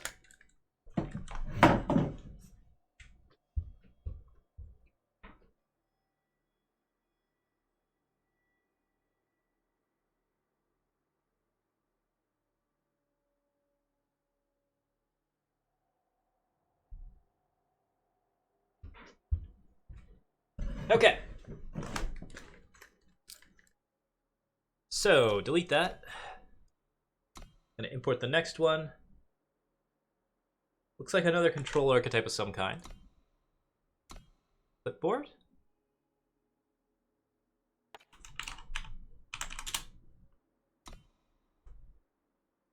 Alright. Export. Set up our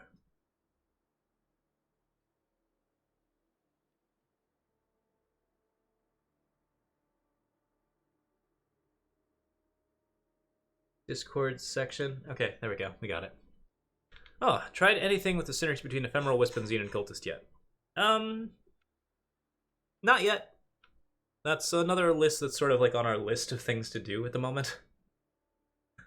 I have a lot of different things to play with right now. Okay. Basically, I'm really behind on Eternal projects. We have a lot of different things that are like so many different things to play with. Fortunately, I get to play it for like 4 hours a night for like streams and stuff, so that's really good. All right, bad guy bot. What are we up to? Come on, give me the image. It's working on it. All right, sideboard image might be broken. We'll see. Anyways, looking at the list, I don't have 3 Great Parliaments. 2 might be fine here. Ironthorn, Mystic Ascendant. What's up like a Mystic Ascendant? Okay, so basically we have combre big stuff with Shadow, which is a good idea.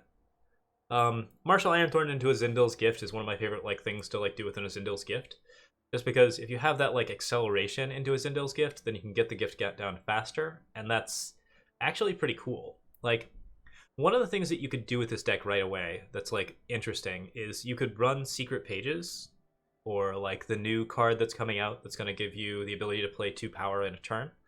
And if you run like those ramp cards and you ramp into a Zindil's Gift and then you just play like straight control, you can get an incredibly large amount of cards out of your opponent's hand very, very early. There's like a significant tempo loss in card to that, but if you're defending with Sirath and Steward and Sandstorm Titan, like, and Combre Healers, of course, then you've got like really the right defensive archetype to get set up. This deck is straight up control. I like what I'm seeing so far. The Vara's Favors are just getting Shadow Sigils so that you can kill stuff with them. You don't actually need the Shadow Sigils for anything. There's no double Shadow in here except for Death Strike. And there's no blue, so no feeding time. Right. Suffocates and Annihilates are a little bit low, I would say. I would maybe up one of these and maybe down like one of the Desert Marshals to 3.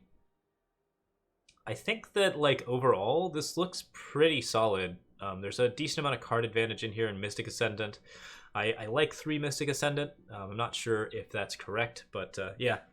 You got Great Parliament and Ironthorn, so you have like some good like sort of overall sweep cards, and then you have a lot of removal to get your cards across. You have a good curve of units. That's important. You got a 2-drop, a 3-drop, or 2 3-drops. You've got 4 drops that are good. Then you got 5 drops that are good into Ascendant. So you're all good there on the curve. Overall, it looks like you're really fat on the 2s, 3s, and 4s. That's really what you want to see. There's no kill condition once again. Like Ascendant and Azindal's Gift are definitely the kill cons. And Ironthorn and Searath. And that's totally fine. That's good enough. You should have probably enough ways to kill your opponent in the deck. Scorpion Wasp plus Death Strike. Yeah, Scorpion Wasp is usually for like dealing with things that...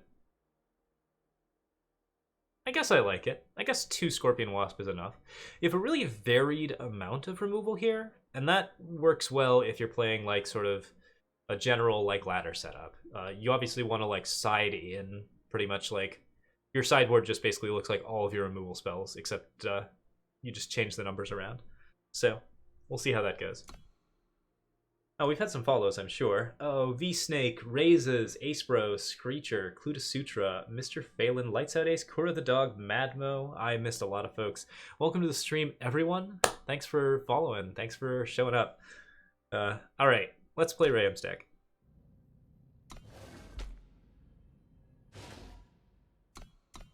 So yeah, my quirky take on this is that like I just wanted to ramp into a Azindal's Gift because I don't know, inside I'm dead.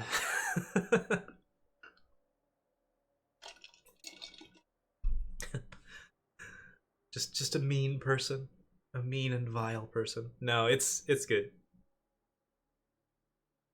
Yeah, Azindal's Gift is definitely for winning the control mirror. You can make it to win the mid-range mirror or the like tempo mirror if you ramp into Gift. Quoth the Raven or something. Alright, do have a turn 3. Scheme is pretty good for if we miss our 4th power or anything like that. So yeah, this looks good for 4 turns. If your control deck looks good for 4 turns, that's really useful. We talk a lot about having a 3-turn plan, but with control decks, you sometimes want to see beyond that. You just want to know that you're going to survive your first 3 turns, and that your 4th turn is going to be kind of set up. Alright. So... let's just annihilate that. That card is trouble, and we don't really want to leave units on the board because they generate too much tempo. Darm, Chris, and Aholio, welcome to the stream. Alright, Combre Healer, good times.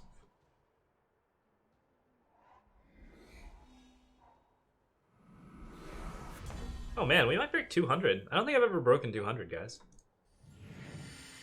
Okay, so this could eventually become deadly.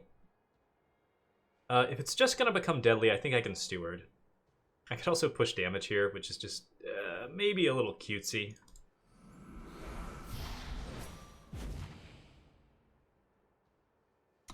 I don't know. This might be a mistake. I might just want to Death Strike this immediately. Like, it's just gonna sit there until it becomes big. So if he plays a Shadow and then kills my Steward somehow, I take 4 damage, and that's not 4 damage that I want to take. So, you know, joke's on me. All right, but it looks like he's just gonna go for the attack. So we'll block with Steward. And we did end up answering the champion with the Steward, which is what we wanted to do. Push 2 damage here. Play a Sandstorm Titan. Lot of followers. I'm hearing more and more people. Karam3210 and Darm Chris. Welcome, welcome. Alright, find the way. Pretty good. Let's scheme. Mara's Favor seems fine. If I attack with both units, he'll probably block with the 3/3, and then I can Vara's Favor it.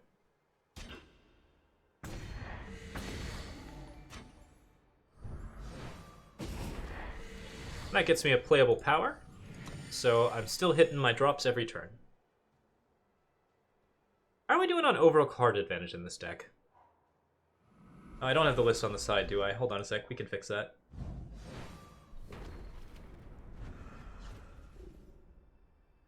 Oh, it's already on the... yeah, okay. We already generated it, we just forgot to save it. Here we go.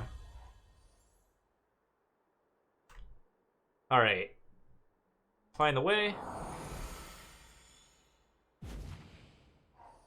Find the way.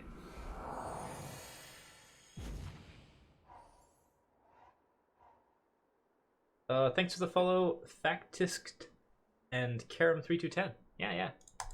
Welcome, welcome. Attack for 2.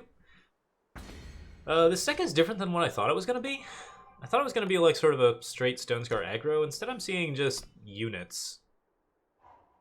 Like, this is really weird.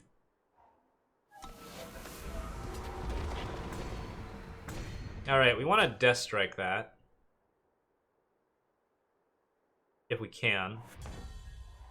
Annihilate will work.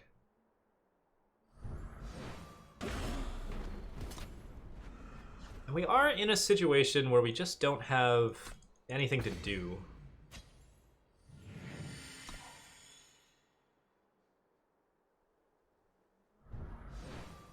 Smuggler's Stash gets him back. A Puma and a Soulfire Drake. I don't want that Soulfire Drake coming back. I don't think I care about the Puma. Apart from the fact that I don't have a lot of pressure here.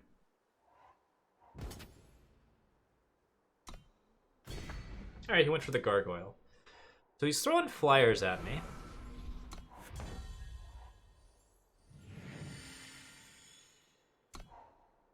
I'm just sitting here playing power. I'll look at the list real quick. What are we doing?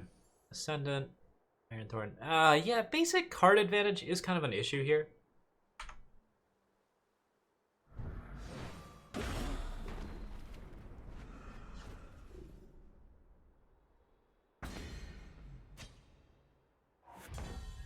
Okay, got the Desert Marshal. So now I can nix one flying charge unit.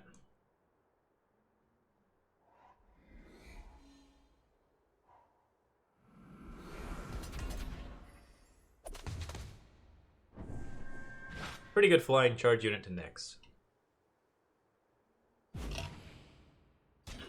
Could double block here. Seems reasonable. Once we hit 11 power, Seraph becomes pretty viable. Great Parliament would be really good. I need some flyers to defend myself. Alright, Scorpion Wasp blocks Argenport Instigator.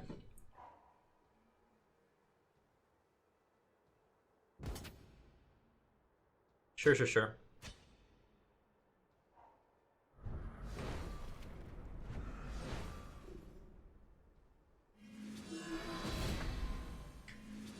Alright, we're losing the long game now. Go ahead and block there. I almost shouldn't, because this is pretty small potatoes, but we have to survive. Harsh Rule! I don't know. Push damage. I think I'm gonna wait on the Harsh Rule for a turn.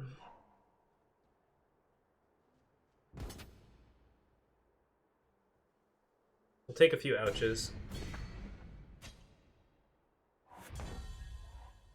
Decay doesn't help us much.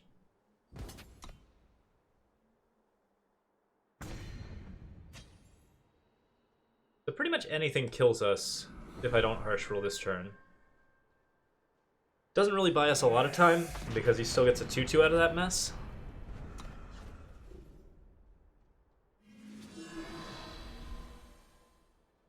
Oh, are there gonna be enemy champions? Could be. Alright. Steward! You're a little bit late to the party. What I need to be drawing is Power and Seraph, basically.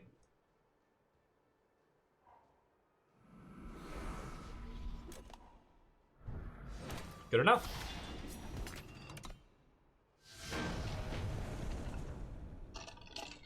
Yep, opponent was wise, not taking the blocks. He's got a lot of Combusts and Devours in his hand, so he has plenty of ways to, like, actually hold on to that. Alright, so things I am thinking. Main problem we ran into there, and the main problem that might be pretty consistent with this deck.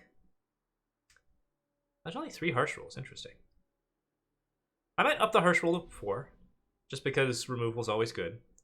And as to the schemes, I'm not certain that I want that many schemes. I think that what I would probably do is instead run Ancient Lore. Because, what are we doing on 4? I guess we have a lot of stuff to do on 4, so maybe cut it back a little bit, but like 1 to 2 Ancient Lores would be a pretty good idea to keep this deck in Steam.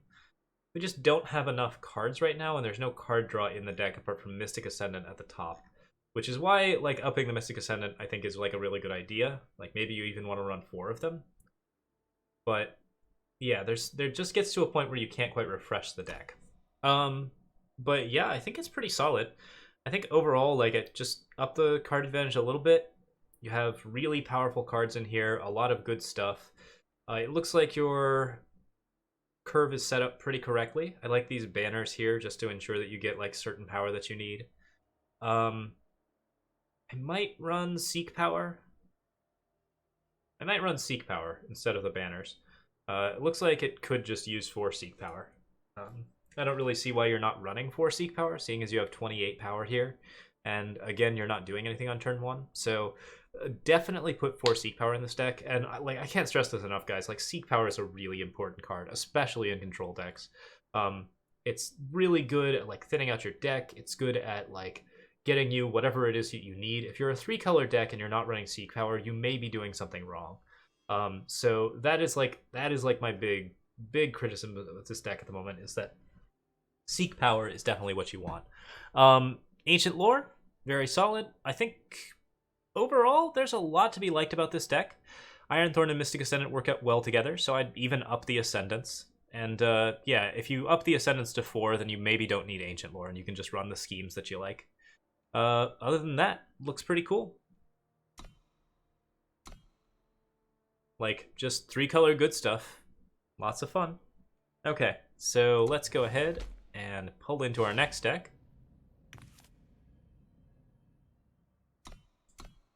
We got a lot to get through. What are we up to next?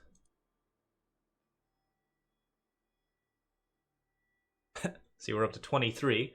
Non-fat Ninja Hell. Okay, so I'm on 7 of 23. So I'm not going to get to all of these tonight, I think. But we'll give it our best shot. Non-fat Ninja Hell.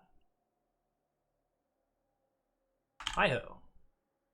How are decks submitted? The decks are submitted in the link down below. And this is my 6th deck since I have started. Or, well, no, I guess I've been streaming for about an hour and 45 minutes, and this is the 6th deck that we're on. So we're doing them about 1 every 15 minutes. So backlog is decent, but we're doing okay. Oh, no, we don't want to delete that. I'd be very sad if I deleted that deck. Let's see here. Import, clipboard.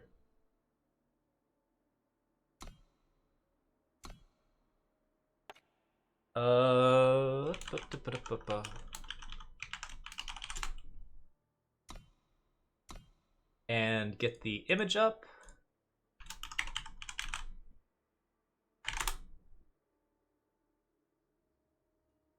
All right, we're looking at more control decks again. This one has the finishers, so that's good. I like control decks with a strong finisher. A lot of control decks don't need a strong finisher, but I like it anyways because it does. If you're a control deck that you're trying to ladder with, it's really nice to have a card that just ends the game, because otherwise, basically what you're doing is you're trying to grind out your opponent and just like wreak minimal advantage, and the game becomes so slow that you don't actually get to rank up all that fast, which is one of the reasons why control decks aren't very popular on the meta right now, is because we just don't reward slow play. And you shouldn't reward slow play in Eternal, because, like, obviously people want that average 5-minute game experience. Control decks definitely should exist, and you should be able to play them, and they should be able to do lots of fun stuff, but that shouldn't be something that we like push a lot in like terms of design. So if you want to run a control deck and you want to run it up the ladder, it's nice to have like just something at the top where you can just be like, I end the game now, and where your opponent's like, okay, I concede that you end the game, and that'll actually also like raise your win rate because you'll get a lot more concessions that way, and if people concede to your big card, then that's a good way for them to like not draw into their outs. So, you know. This is a Scourge of Frostholm without like any grasping at shadows or anything like that. Totally love it. We could put Martial Ironthorn in here and get ourselves to Scourge, and it'd be basically a deck that I run all the time. It's Ironthorn Impossible type stuff. Let's go ahead and save the deck list real quick.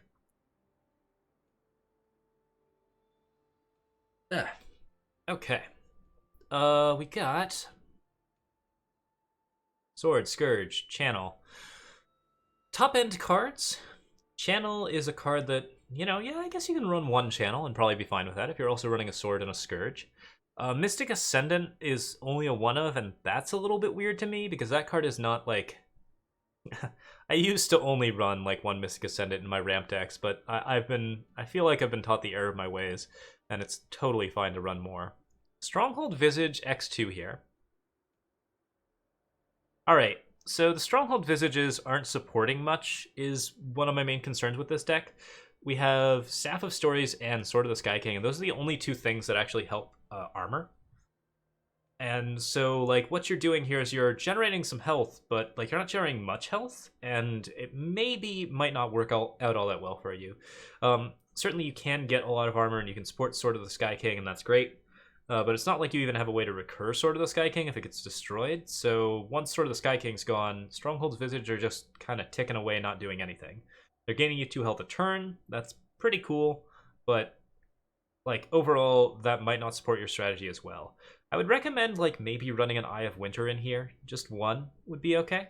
But yeah, overall you've got like a decent amount of control stuff.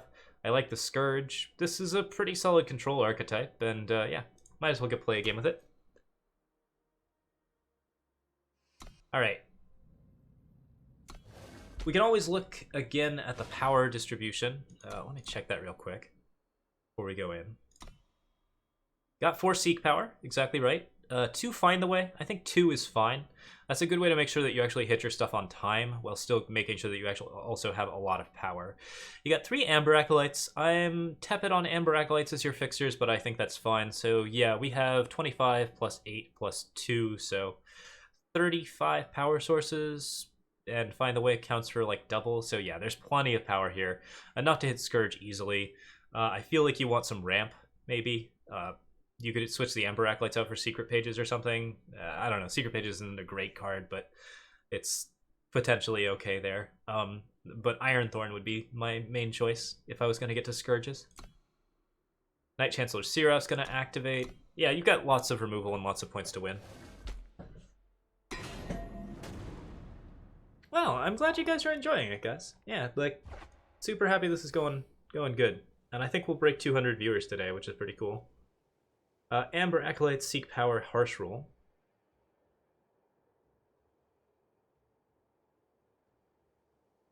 Alright. So, this is one of those things where we're setting up our turns. We're setting up for the rest of the deck. And we get to do that by playing basically power after power after power. Amber Acolyte defends us while we do that, so that's the nice thing about Amber Acolytes. Like, I do think that Amber Acolytes are pretty sweet at times. Let's go ahead and play a time. And we'll grab another time here so that we have double time. And I can just hide the fact that I'm blue for a while, although I probably shouldn't because Wisdom of the Elders is in this deck, I think. Yeah, there are 4 Wisdom of the Elders in the deck. So we don't hide the fact that we're primal, because if we draw a Wisdom, we might want to play the Wisdom. We're going to set up Sandstorm Titan on 4, maybe. It might just hold steady and try to set up Harsh Rule instead. Yeah, Sandstorm Titan on 4 should be fine. That card will hold its own with Champion for a while. If he doesn't get his 3rd Shadow, then he doesn't get to trade it. And if he does want to trade it, that's fine too. That's unfortunate. Statuary Maiden's really rough here.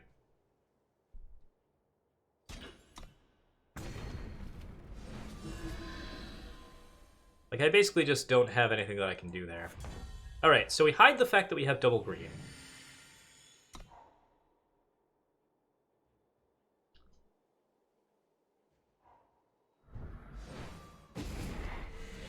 What I'd really like to see here are both of those weapons getting put on his Statuary Maiden. Let's make a big Statuary Maiden, please.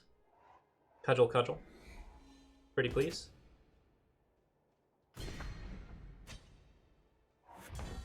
Alright, he's just gonna hit me. That happens.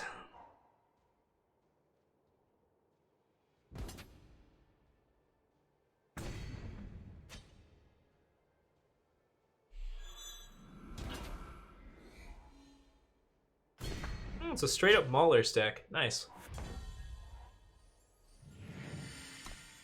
Well, I get to Lightning Strike here. How many decks have been submitted so far? There's a lot. It's okay if you submit some that we don't see. We're probably going to do this again. I'll Lightning Strike.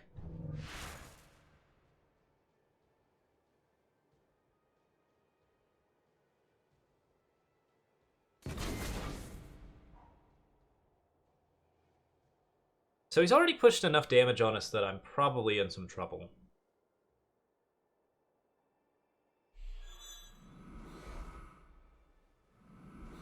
Okay, we got the cudgels, so now Harsh Rule kind of gets us value. Not really. It'd be really nice to draw a Permafrost or something here. Have we just convinced him that we don't have power? Champion. Play the champion.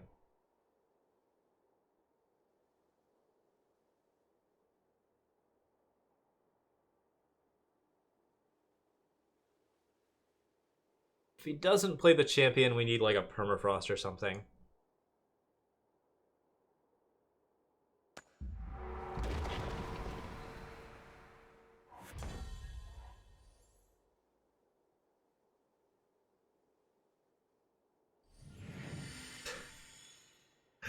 Oh, I played the wrong power. We had the out, and I played the wrong power. Alright. Sorry. I was looking at the deck lists, and I got distracted, and I forgot that I didn't have double green yet. Alright. Sorry about that. Totally threw it. Anyways. Overall list, we've got Wisdom, so we've got the card draw, Staff of Story, Stronghold Visage. Yeah, I think I'd cut the Stronghold Visage entirely. I don't really think it's that important for the swords. You could go to one Stronghold Visage, one Eye of Winter, and that'd be okay.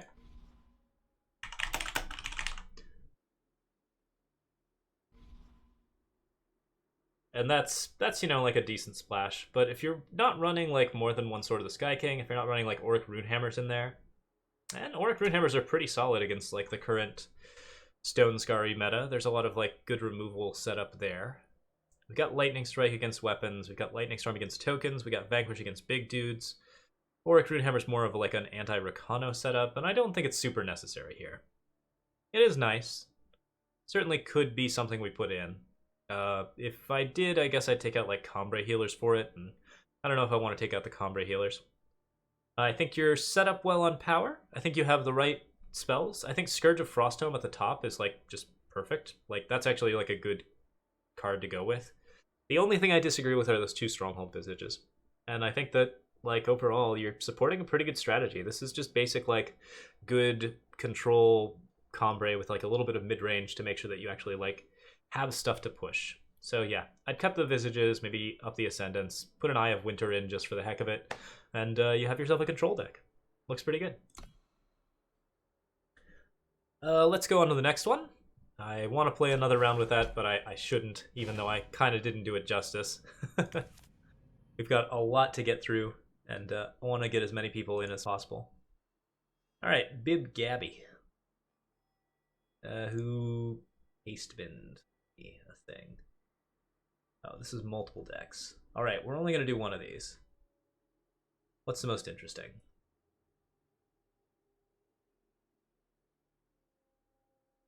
We've done a lot of slow decks.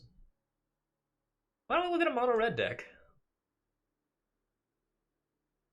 Just a change of pace.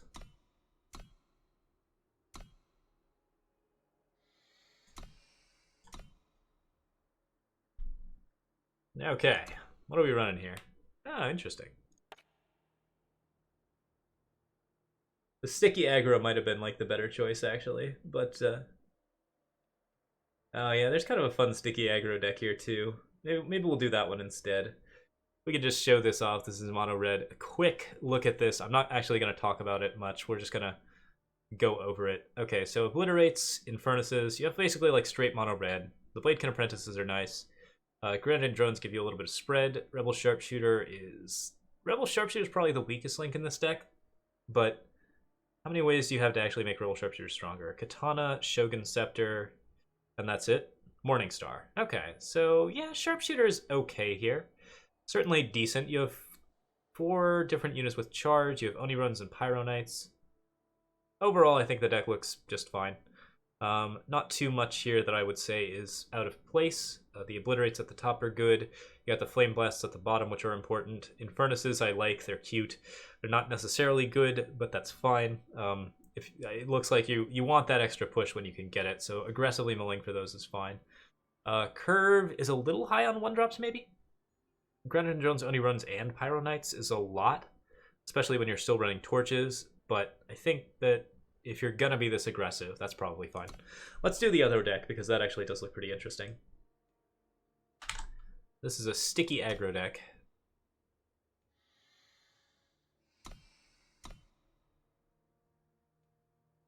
And I normally won't do lists where people send me 2. Is it Big B? I don't have the name up here. Probably wasn't Big B. Bib Gabby. Okay.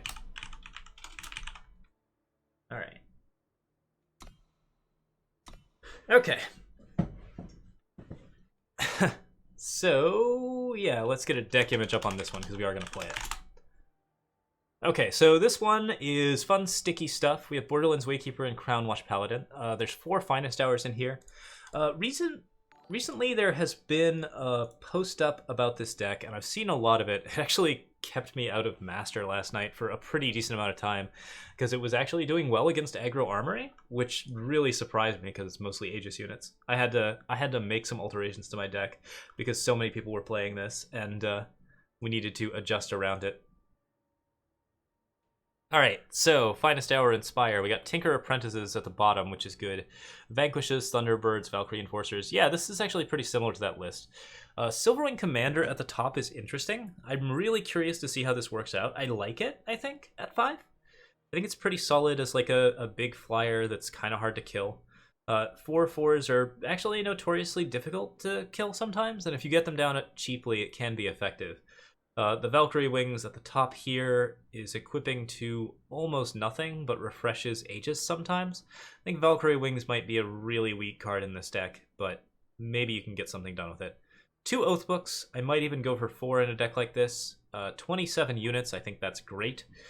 Throne Warden, not that important here. We're not really buffing anything. We got Auric Runehammer, and that's about it. But Throne Warden's probably fine too. Thunderbirds. I'm really not yet into Thunderbirds, but yeah, it's kind of sticky aggro, so should be good stuff. Okay. So yeah, when I built versions of this deck, I basically was just like, My basic impression was that Thunderbirds were not all that cool. And not sure that's changed. What else have we got? We got Valkyrie Enforcer, Auric Runehammer. There's no Silverwing Familiar in this deck. And I might swap that over Thunderbird if you have enough weapons, which you sort of do. Like maybe cut the Valkyrie Wings, cut the Thunderbirds, put in Silverwing Familiars, and up the number of Paladin Oath Books, and you have like a much more like reliable setup. I don't know. Thunderbird is just like a weird card. This is also a deck where you can actually use Cloud Snake Saddles. That's entirely your prerogative. The Tinker Apprentices, by the way, are really good in this deck. It's just good to have a unit that buffs one of your units on your first turn. And we kept a hand that's a little bit more like control-oriented, so if the Crown Watch Paladin dies, I'm not sure if we have an out. We might have considered throwing this back for more units, but with 2 Auric Runehammers in the hand, I think it's probably a bad idea. Grab a second primal here, just so that we have it for wisdom, if there's wisdom. There's no wisdom. Okay. Wisdom is another card I might recommend. Do 2 Oath Books make sense? I don't know. I think 4 Oath Books pretty good. If you're gonna run Oath Books. Oath Books a weird card in general. Like, it's a card that you don't really want that many of, but you also want very early, so... Alright, that's unfortunate. One thing you can do with this deck is wait on Crownwatch Paladin if you have Finest Hour in your hand. Because it's nice to actually be able to protect the Crownwatch Paladin. And if you do it against like a weapon, like a relic weapon, it's actually a really big swing. Now that's unfortunate. So that gets to be like a 5/5. And I don't have another Vanquish, and Auric Runehammer's just out of range. So now I'm gonna have to like Finest Hour to stop that, and I really need to stop that.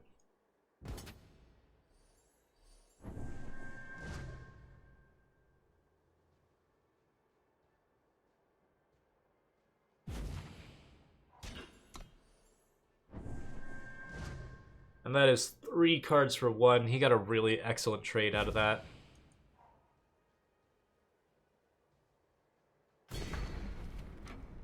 Oh, wait, no, never mind. It doesn't have Deadly yet. Haha. Okay. We get away with this. Another champion, and this time we have the Runehammer. Bonk him on the head. Looks like the last card in his hand is a Torch. We'll keep that in mind, but Silverwing Commander should be able to come down on 5. Could be the last card in his hand is an Annihilate.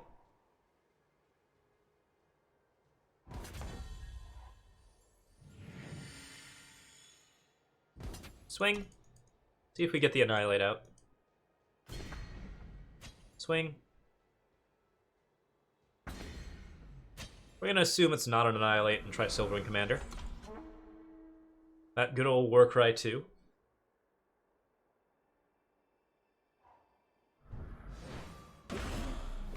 Alright. Well, was worth a shot. Yeah, Silverwing Commander is the card in this deck that, like, I'm not sure if it's doing enough, but it's pretty cool.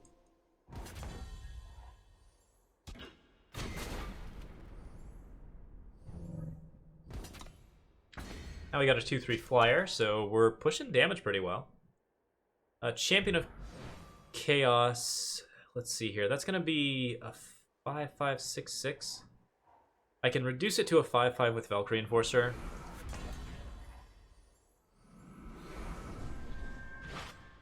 And at that point, I basically have to stay put and let it attack me, which I don't like. We could ignore it and just swing, but I'm not that good on the clock. And now we're in some trouble, because dealing with another 5/5 is possible if you have Vanquish.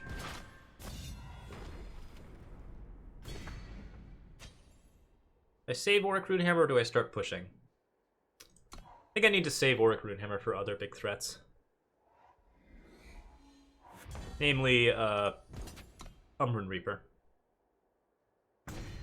You play an Auric Runehammer, and then you get Umbran Reaper, then you're in trouble, so...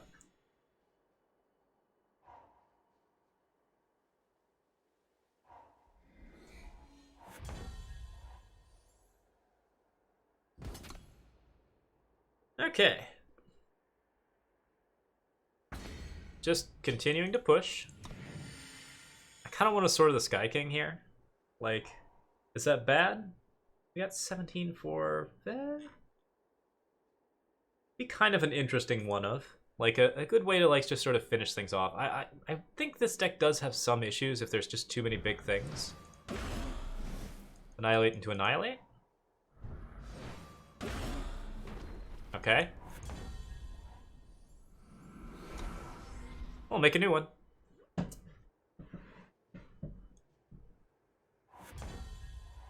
Cavalry's really good, makes that a 4/4.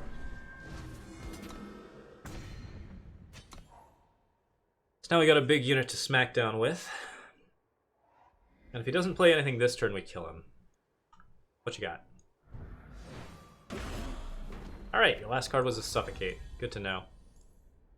Just go for the perfect lethal.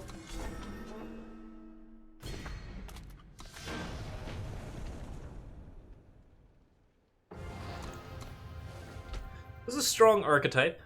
I think that the person who made this definitely understands sort of the main things that are going into the Aegis Flyers deck. So there's definitely a lot to be said about that. I kind of want Silverwing Familiars instead of Thunderbirds, but Thunderbirds are also like a little bit more damage pressured. You have no way to gain health back in this game. It's important to have these Vanquishes. I would say 3 to 4 is definitely good. I would maybe even go for 4. Valkyrie Wings I think is more of a 1 of than a 2 of. Silverwing Commander is probably fine. It definitely didn't help as much there. If you think it's getting killed too much, then switch it out for something else like Throne Warden or something big, and just work with that. Oathbooks could probably be up on 4, and we've got Diplomatic Seal Seat, which I think is probably right for this deck. You want to really be on time. I really like the high unit count. I think it's important that you keep that unit count very high, and 27 is pretty much what you want for like an aggro deck. So I think you're mostly in good shape here. This looks pretty solid. Thunderbird is just not a card that I'm all that interested in. One thing I do really like about this deck is that it is very cheap. There is 1 rare. No, Valkyrie Wings are rare too, but yeah. So there are some rares here, but there's no legendaries. And this is a pretty simple, like, easy deck for people to get into if you wanted to do, like, an alternate color deck. If we ever do, like, Eternal Basics, like, 11 through 15, a deck like this will feature, because this is an archetype that you can do in alternate colors that actually has some strength to it. So, yeah, it's neat. Thanks for sharing it with us, Bib Gabby. Overall, I think this deck is pretty well put together.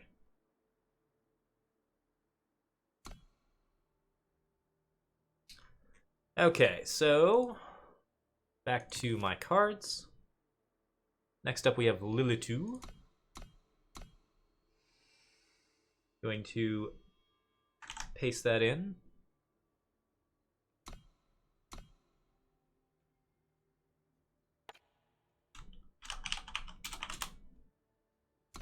And set it up. Ah, there's Twinning Ritual. Oh, hey, it's a crown deck. And I even have the crowns. I'm really good that I'm glad that I have the crowns, because if someone submitted a crown deck and I didn't have the crowns, I would feel a little sad. Only got 2 crowns and 1 clockroach. Oh, what? What? Okay. Okay. There's a spread here. This is interesting. I'm not sure that it's wrong. Double Sandstorm Titan's a little bit weird. Okay, well, let's go ahead and get the deck image. Alright, so you'll notice this list goes to 2 pages. Generally, if your list goes to 2 pages, you may have too many competing ideas. This is actually because of my premiums, though, so never mind that. Save that image, get the deck list going. 196, guys. We're so close to 200. Okay, anyways. What are we up to? Double Temple Scribe Stormlinks. So first things first, let's check the power. Banners and seats. Looking good. No Seek power. And what are we doing for power otherwise? Amber Acolyte? Okay. So you've got 25... 26, 27, 28 sources. That's a little bit light if you're getting to Carnosaur and Thunderstrike Dragon, but you only have 2 6-drops and 1 5-drop, so I guess that's probably fine. Yeah, seems about right. Not too bad overall. It worries me a little bit, but I think it's probably fine. The Temple Scribes here and the Scorpion Wasps, you have a lot of stuff here that works with Crown of Possibilities. And then you also have like only 2 Crown of Possibilities, so that's a point of worry, that you're not really doing anything if you don't get Crown. But there are some Echo units here, and the Echo units work with Twinning Ritual as well. I think you might want to double down on those Echo units and actually even run like more Twin Brood Sauropods. This might be a situation where you even don't want to run Sandstorm Titan, and you just want to run Twin Brood Sauropods and the like. Champion of Wisdom here is strange. especially if you're running Sandstorm Titans, because Wisdom and Sandstorm Titan do similar things, and you're not necessarily a mid-range deck at the moment. You have False Prince, you have Wisdom. Okay, there's mid-range here. There's also Clockroaches splashed in. So what I'm seeing is sort of half mid-range, half Clockroach deck. And I'm not sure if those two ideas connect with each other in a way that's really good. I've definitely tried to run Crown as sort of a splash card in mid-range, and it's okay. It's not like all that bad. Guys, don't be... Oh, by the way, like everyone be careful. Like, don't be like mean to people in the thread. Don't be mean about the deck. This definitely has like an interesting feel to it, and I think it should be fine to play. The curve is okay. High on 2s, goes down. Looks like it's got a lot of aggro. Nothing too bad about it. And I'm making it look a lot worse with all of my premiums, like spreading the list. Yeah, 4 twinning rituals into mid-range. So actually what I think this deck is, rather than a Clockroach deck, is a mid-range list. You'll notice that the cards that we actually have 4 of are cards like False Prince, Sandstorm Titan, and let's assume that this champion is also a Sandstorm Titan. You have Predatory Carnosaur and Thunderstrike Dragon at the top. You have a lot of like really big units, and you don't have as many like Echo units. So that's something worth considering. If you're running Twinning Ritual and Sauropod together, you do have an infinite value engine, so I think this Clockroach is maybe completely unnecessary. I just don't think you need it. It's nice because it gets bigger over time, but you're already doing that with Sauropods. You probably don't need the Clockroach at all. So that's my first thought about it. Let's go ahead and finish it off and play it.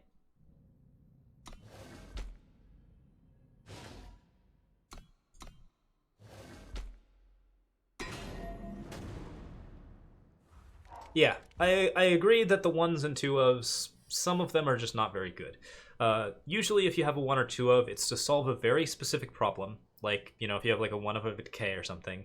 Or it's because it's a finisher, or it's something that is pushing your deck through and beating it up. Or like just making it so that like you have some like card that is just like, you can only play 1 of it. Or it's a card like Azindil's Gift or Infinite Hourglass that just doesn't work if you have more than 1 copy. A Clockroach is not usually a 1 of. Bizarrely, we got it both times. All right.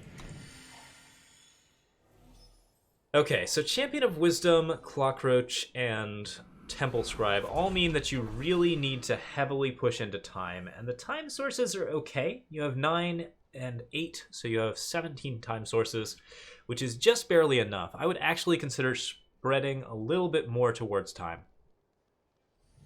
Let's just permafrost that. I don't think I can easily deal with it early. I don't want to play Teriax Hatchling, get it torched, and then just have like a bunch of war cries on my face. We should actually do something this turn to counter the Rakano. It never feels good to use a permafrost on something that small, but in this case I think it's necessary. Alright, we could permafrost again. Or we could Lightning Storm. I don't think there's anything wrong with using the Lightning Storm there. We're going to just try and control this Rakano as much as possible. Yeah, okay, that feels a little bad. The Teriax Hatchling is pretty terrible play into this, and I can't play the Clockroaches because we don't have our time. So that's an issue. Like, we do need a bit more time sources, a bit more just setup in this deck. Alright, let's go ahead and play the Roach. I'm tempted to just throw away a permafrost here. I mean, the counter to permafrost here is green, but I also just can't deal with this card right now. So I should be careful about playing with more. Alright, no blocks there. So Second Sight will get us, hopefully, some power. That is a Twinning Ritual. Alright, we're just going to permafrost that. We need to stall for as many turns as we can.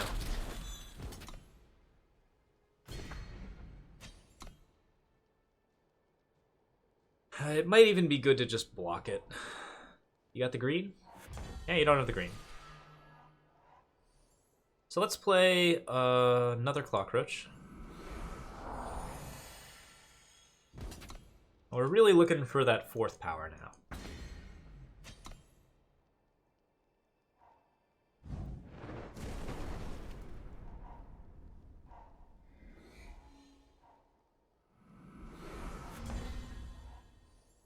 And you know, like I do actually like clockroach is not actually all that bad as a one of if you're running so many second sights and twinning rituals. You'll already notice that we're getting a ton of value out of it.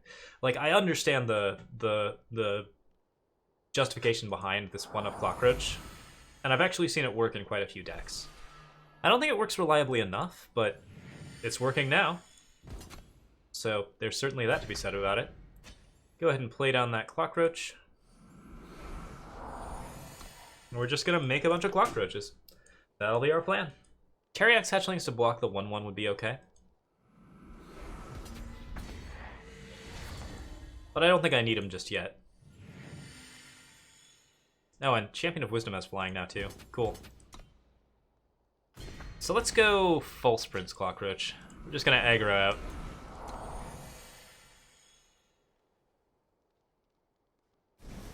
Hey, he finally got his third green. There we go, the permafrost is broken. Turned out to be the right idea. We got a torch here too.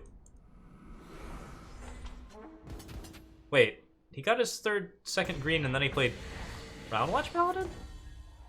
He was waiting on that green, right?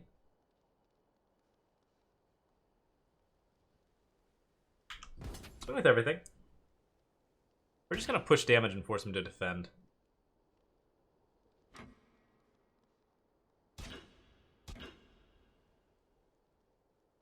Spooky, okay.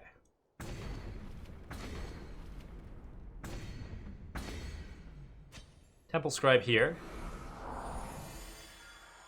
Into a Champion of Wisdom. And we got this sort of wasted permafrost in hand, but yeah. This deck is basically just a Legion midrange with Crown, and that's not terrible.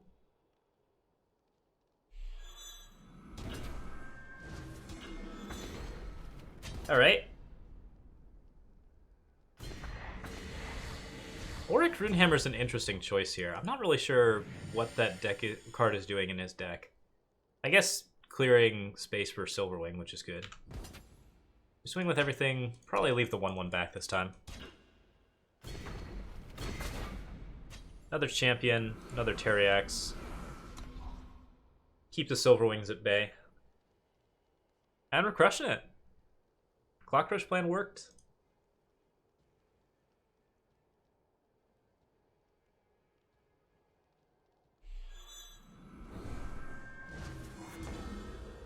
Can't do much there. I think with these two.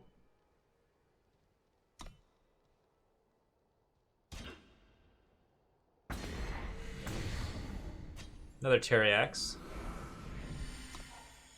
Got a blocker for this 4/4 now.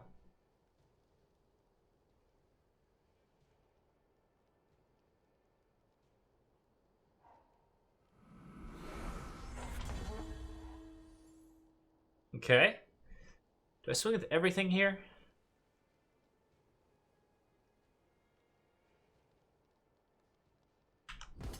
I don't think he can block the Terriaxes and win. Has to block there. So that should be lethal. I don't think there's a way he can survive.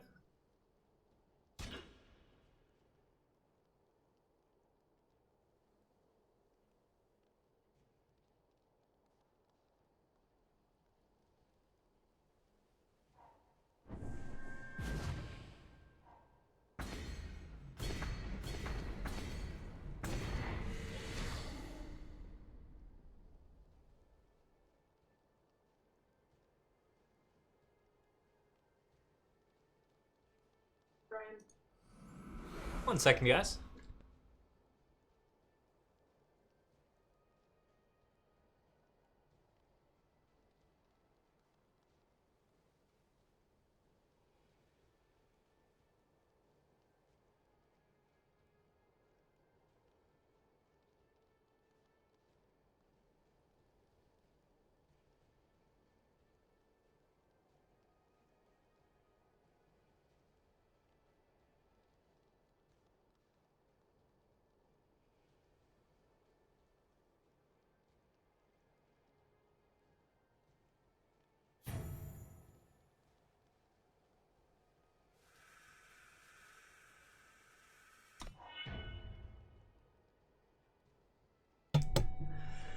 Alright, so I just found out that I have a screening with my roommates for apartments in about 25 minutes, so this will probably be the last one that we do today. Since this was a pretty short stream for overall setups, oh, and we broke 200 viewers. How about that? I didn't mean to. I don't want to bail, but I gotta bail, unfortunately. Okay, what are we doing now? Swing with these two. He's holding out. He's holding out as good as he can. Just keep that pressure up.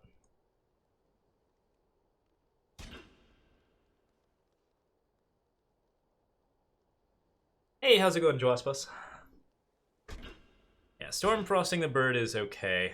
Oh, Storm Frosting the Bird before combat probably would have been lethal, you are correct. So let's kill that bird. Get the 7/7. Play another False Prince. Do I want a Lightning Storm here? No, again, I think I want these Terrax Hatchlings in the air. That should be game. Yeah, sorry guys, I gotta go. I actually do have to look at apartments and stuff. We are being forced to move out in 2 months, and so we gotta find something. And I did not realize that my roommates had scheduled that. But yeah. How many decks did we get done today? Okay, let's do another one of these. Maybe just do another one next Sunday? Or we could set up... We might plan for a Wednesday or something along those lines. We're gonna figure out when to do another bonus stream so that we can get this set up. Because I feel like I haven't given people their money's worth as far as that goes. I really do... I did enjoy this. It looks like people did enjoy this as well. So we're gonna plan for tentatively next Sunday at noon. We're gonna go through the rest of the decks in the list, and you can keep submitting decks to the list, and we'll just keep going through them. So that'll be the big plan. I'm glad people enjoyed the stream so far. Any last thoughts on this deck? Again, I think there's a few too many diverse ideas here. I might even go just straight into the sauropods instead of the Sandstorm Titans, just because, well, I don't know. You could do a lot of things with it, but overall, it doesn't actually look all that bad. There's a pretty good curve.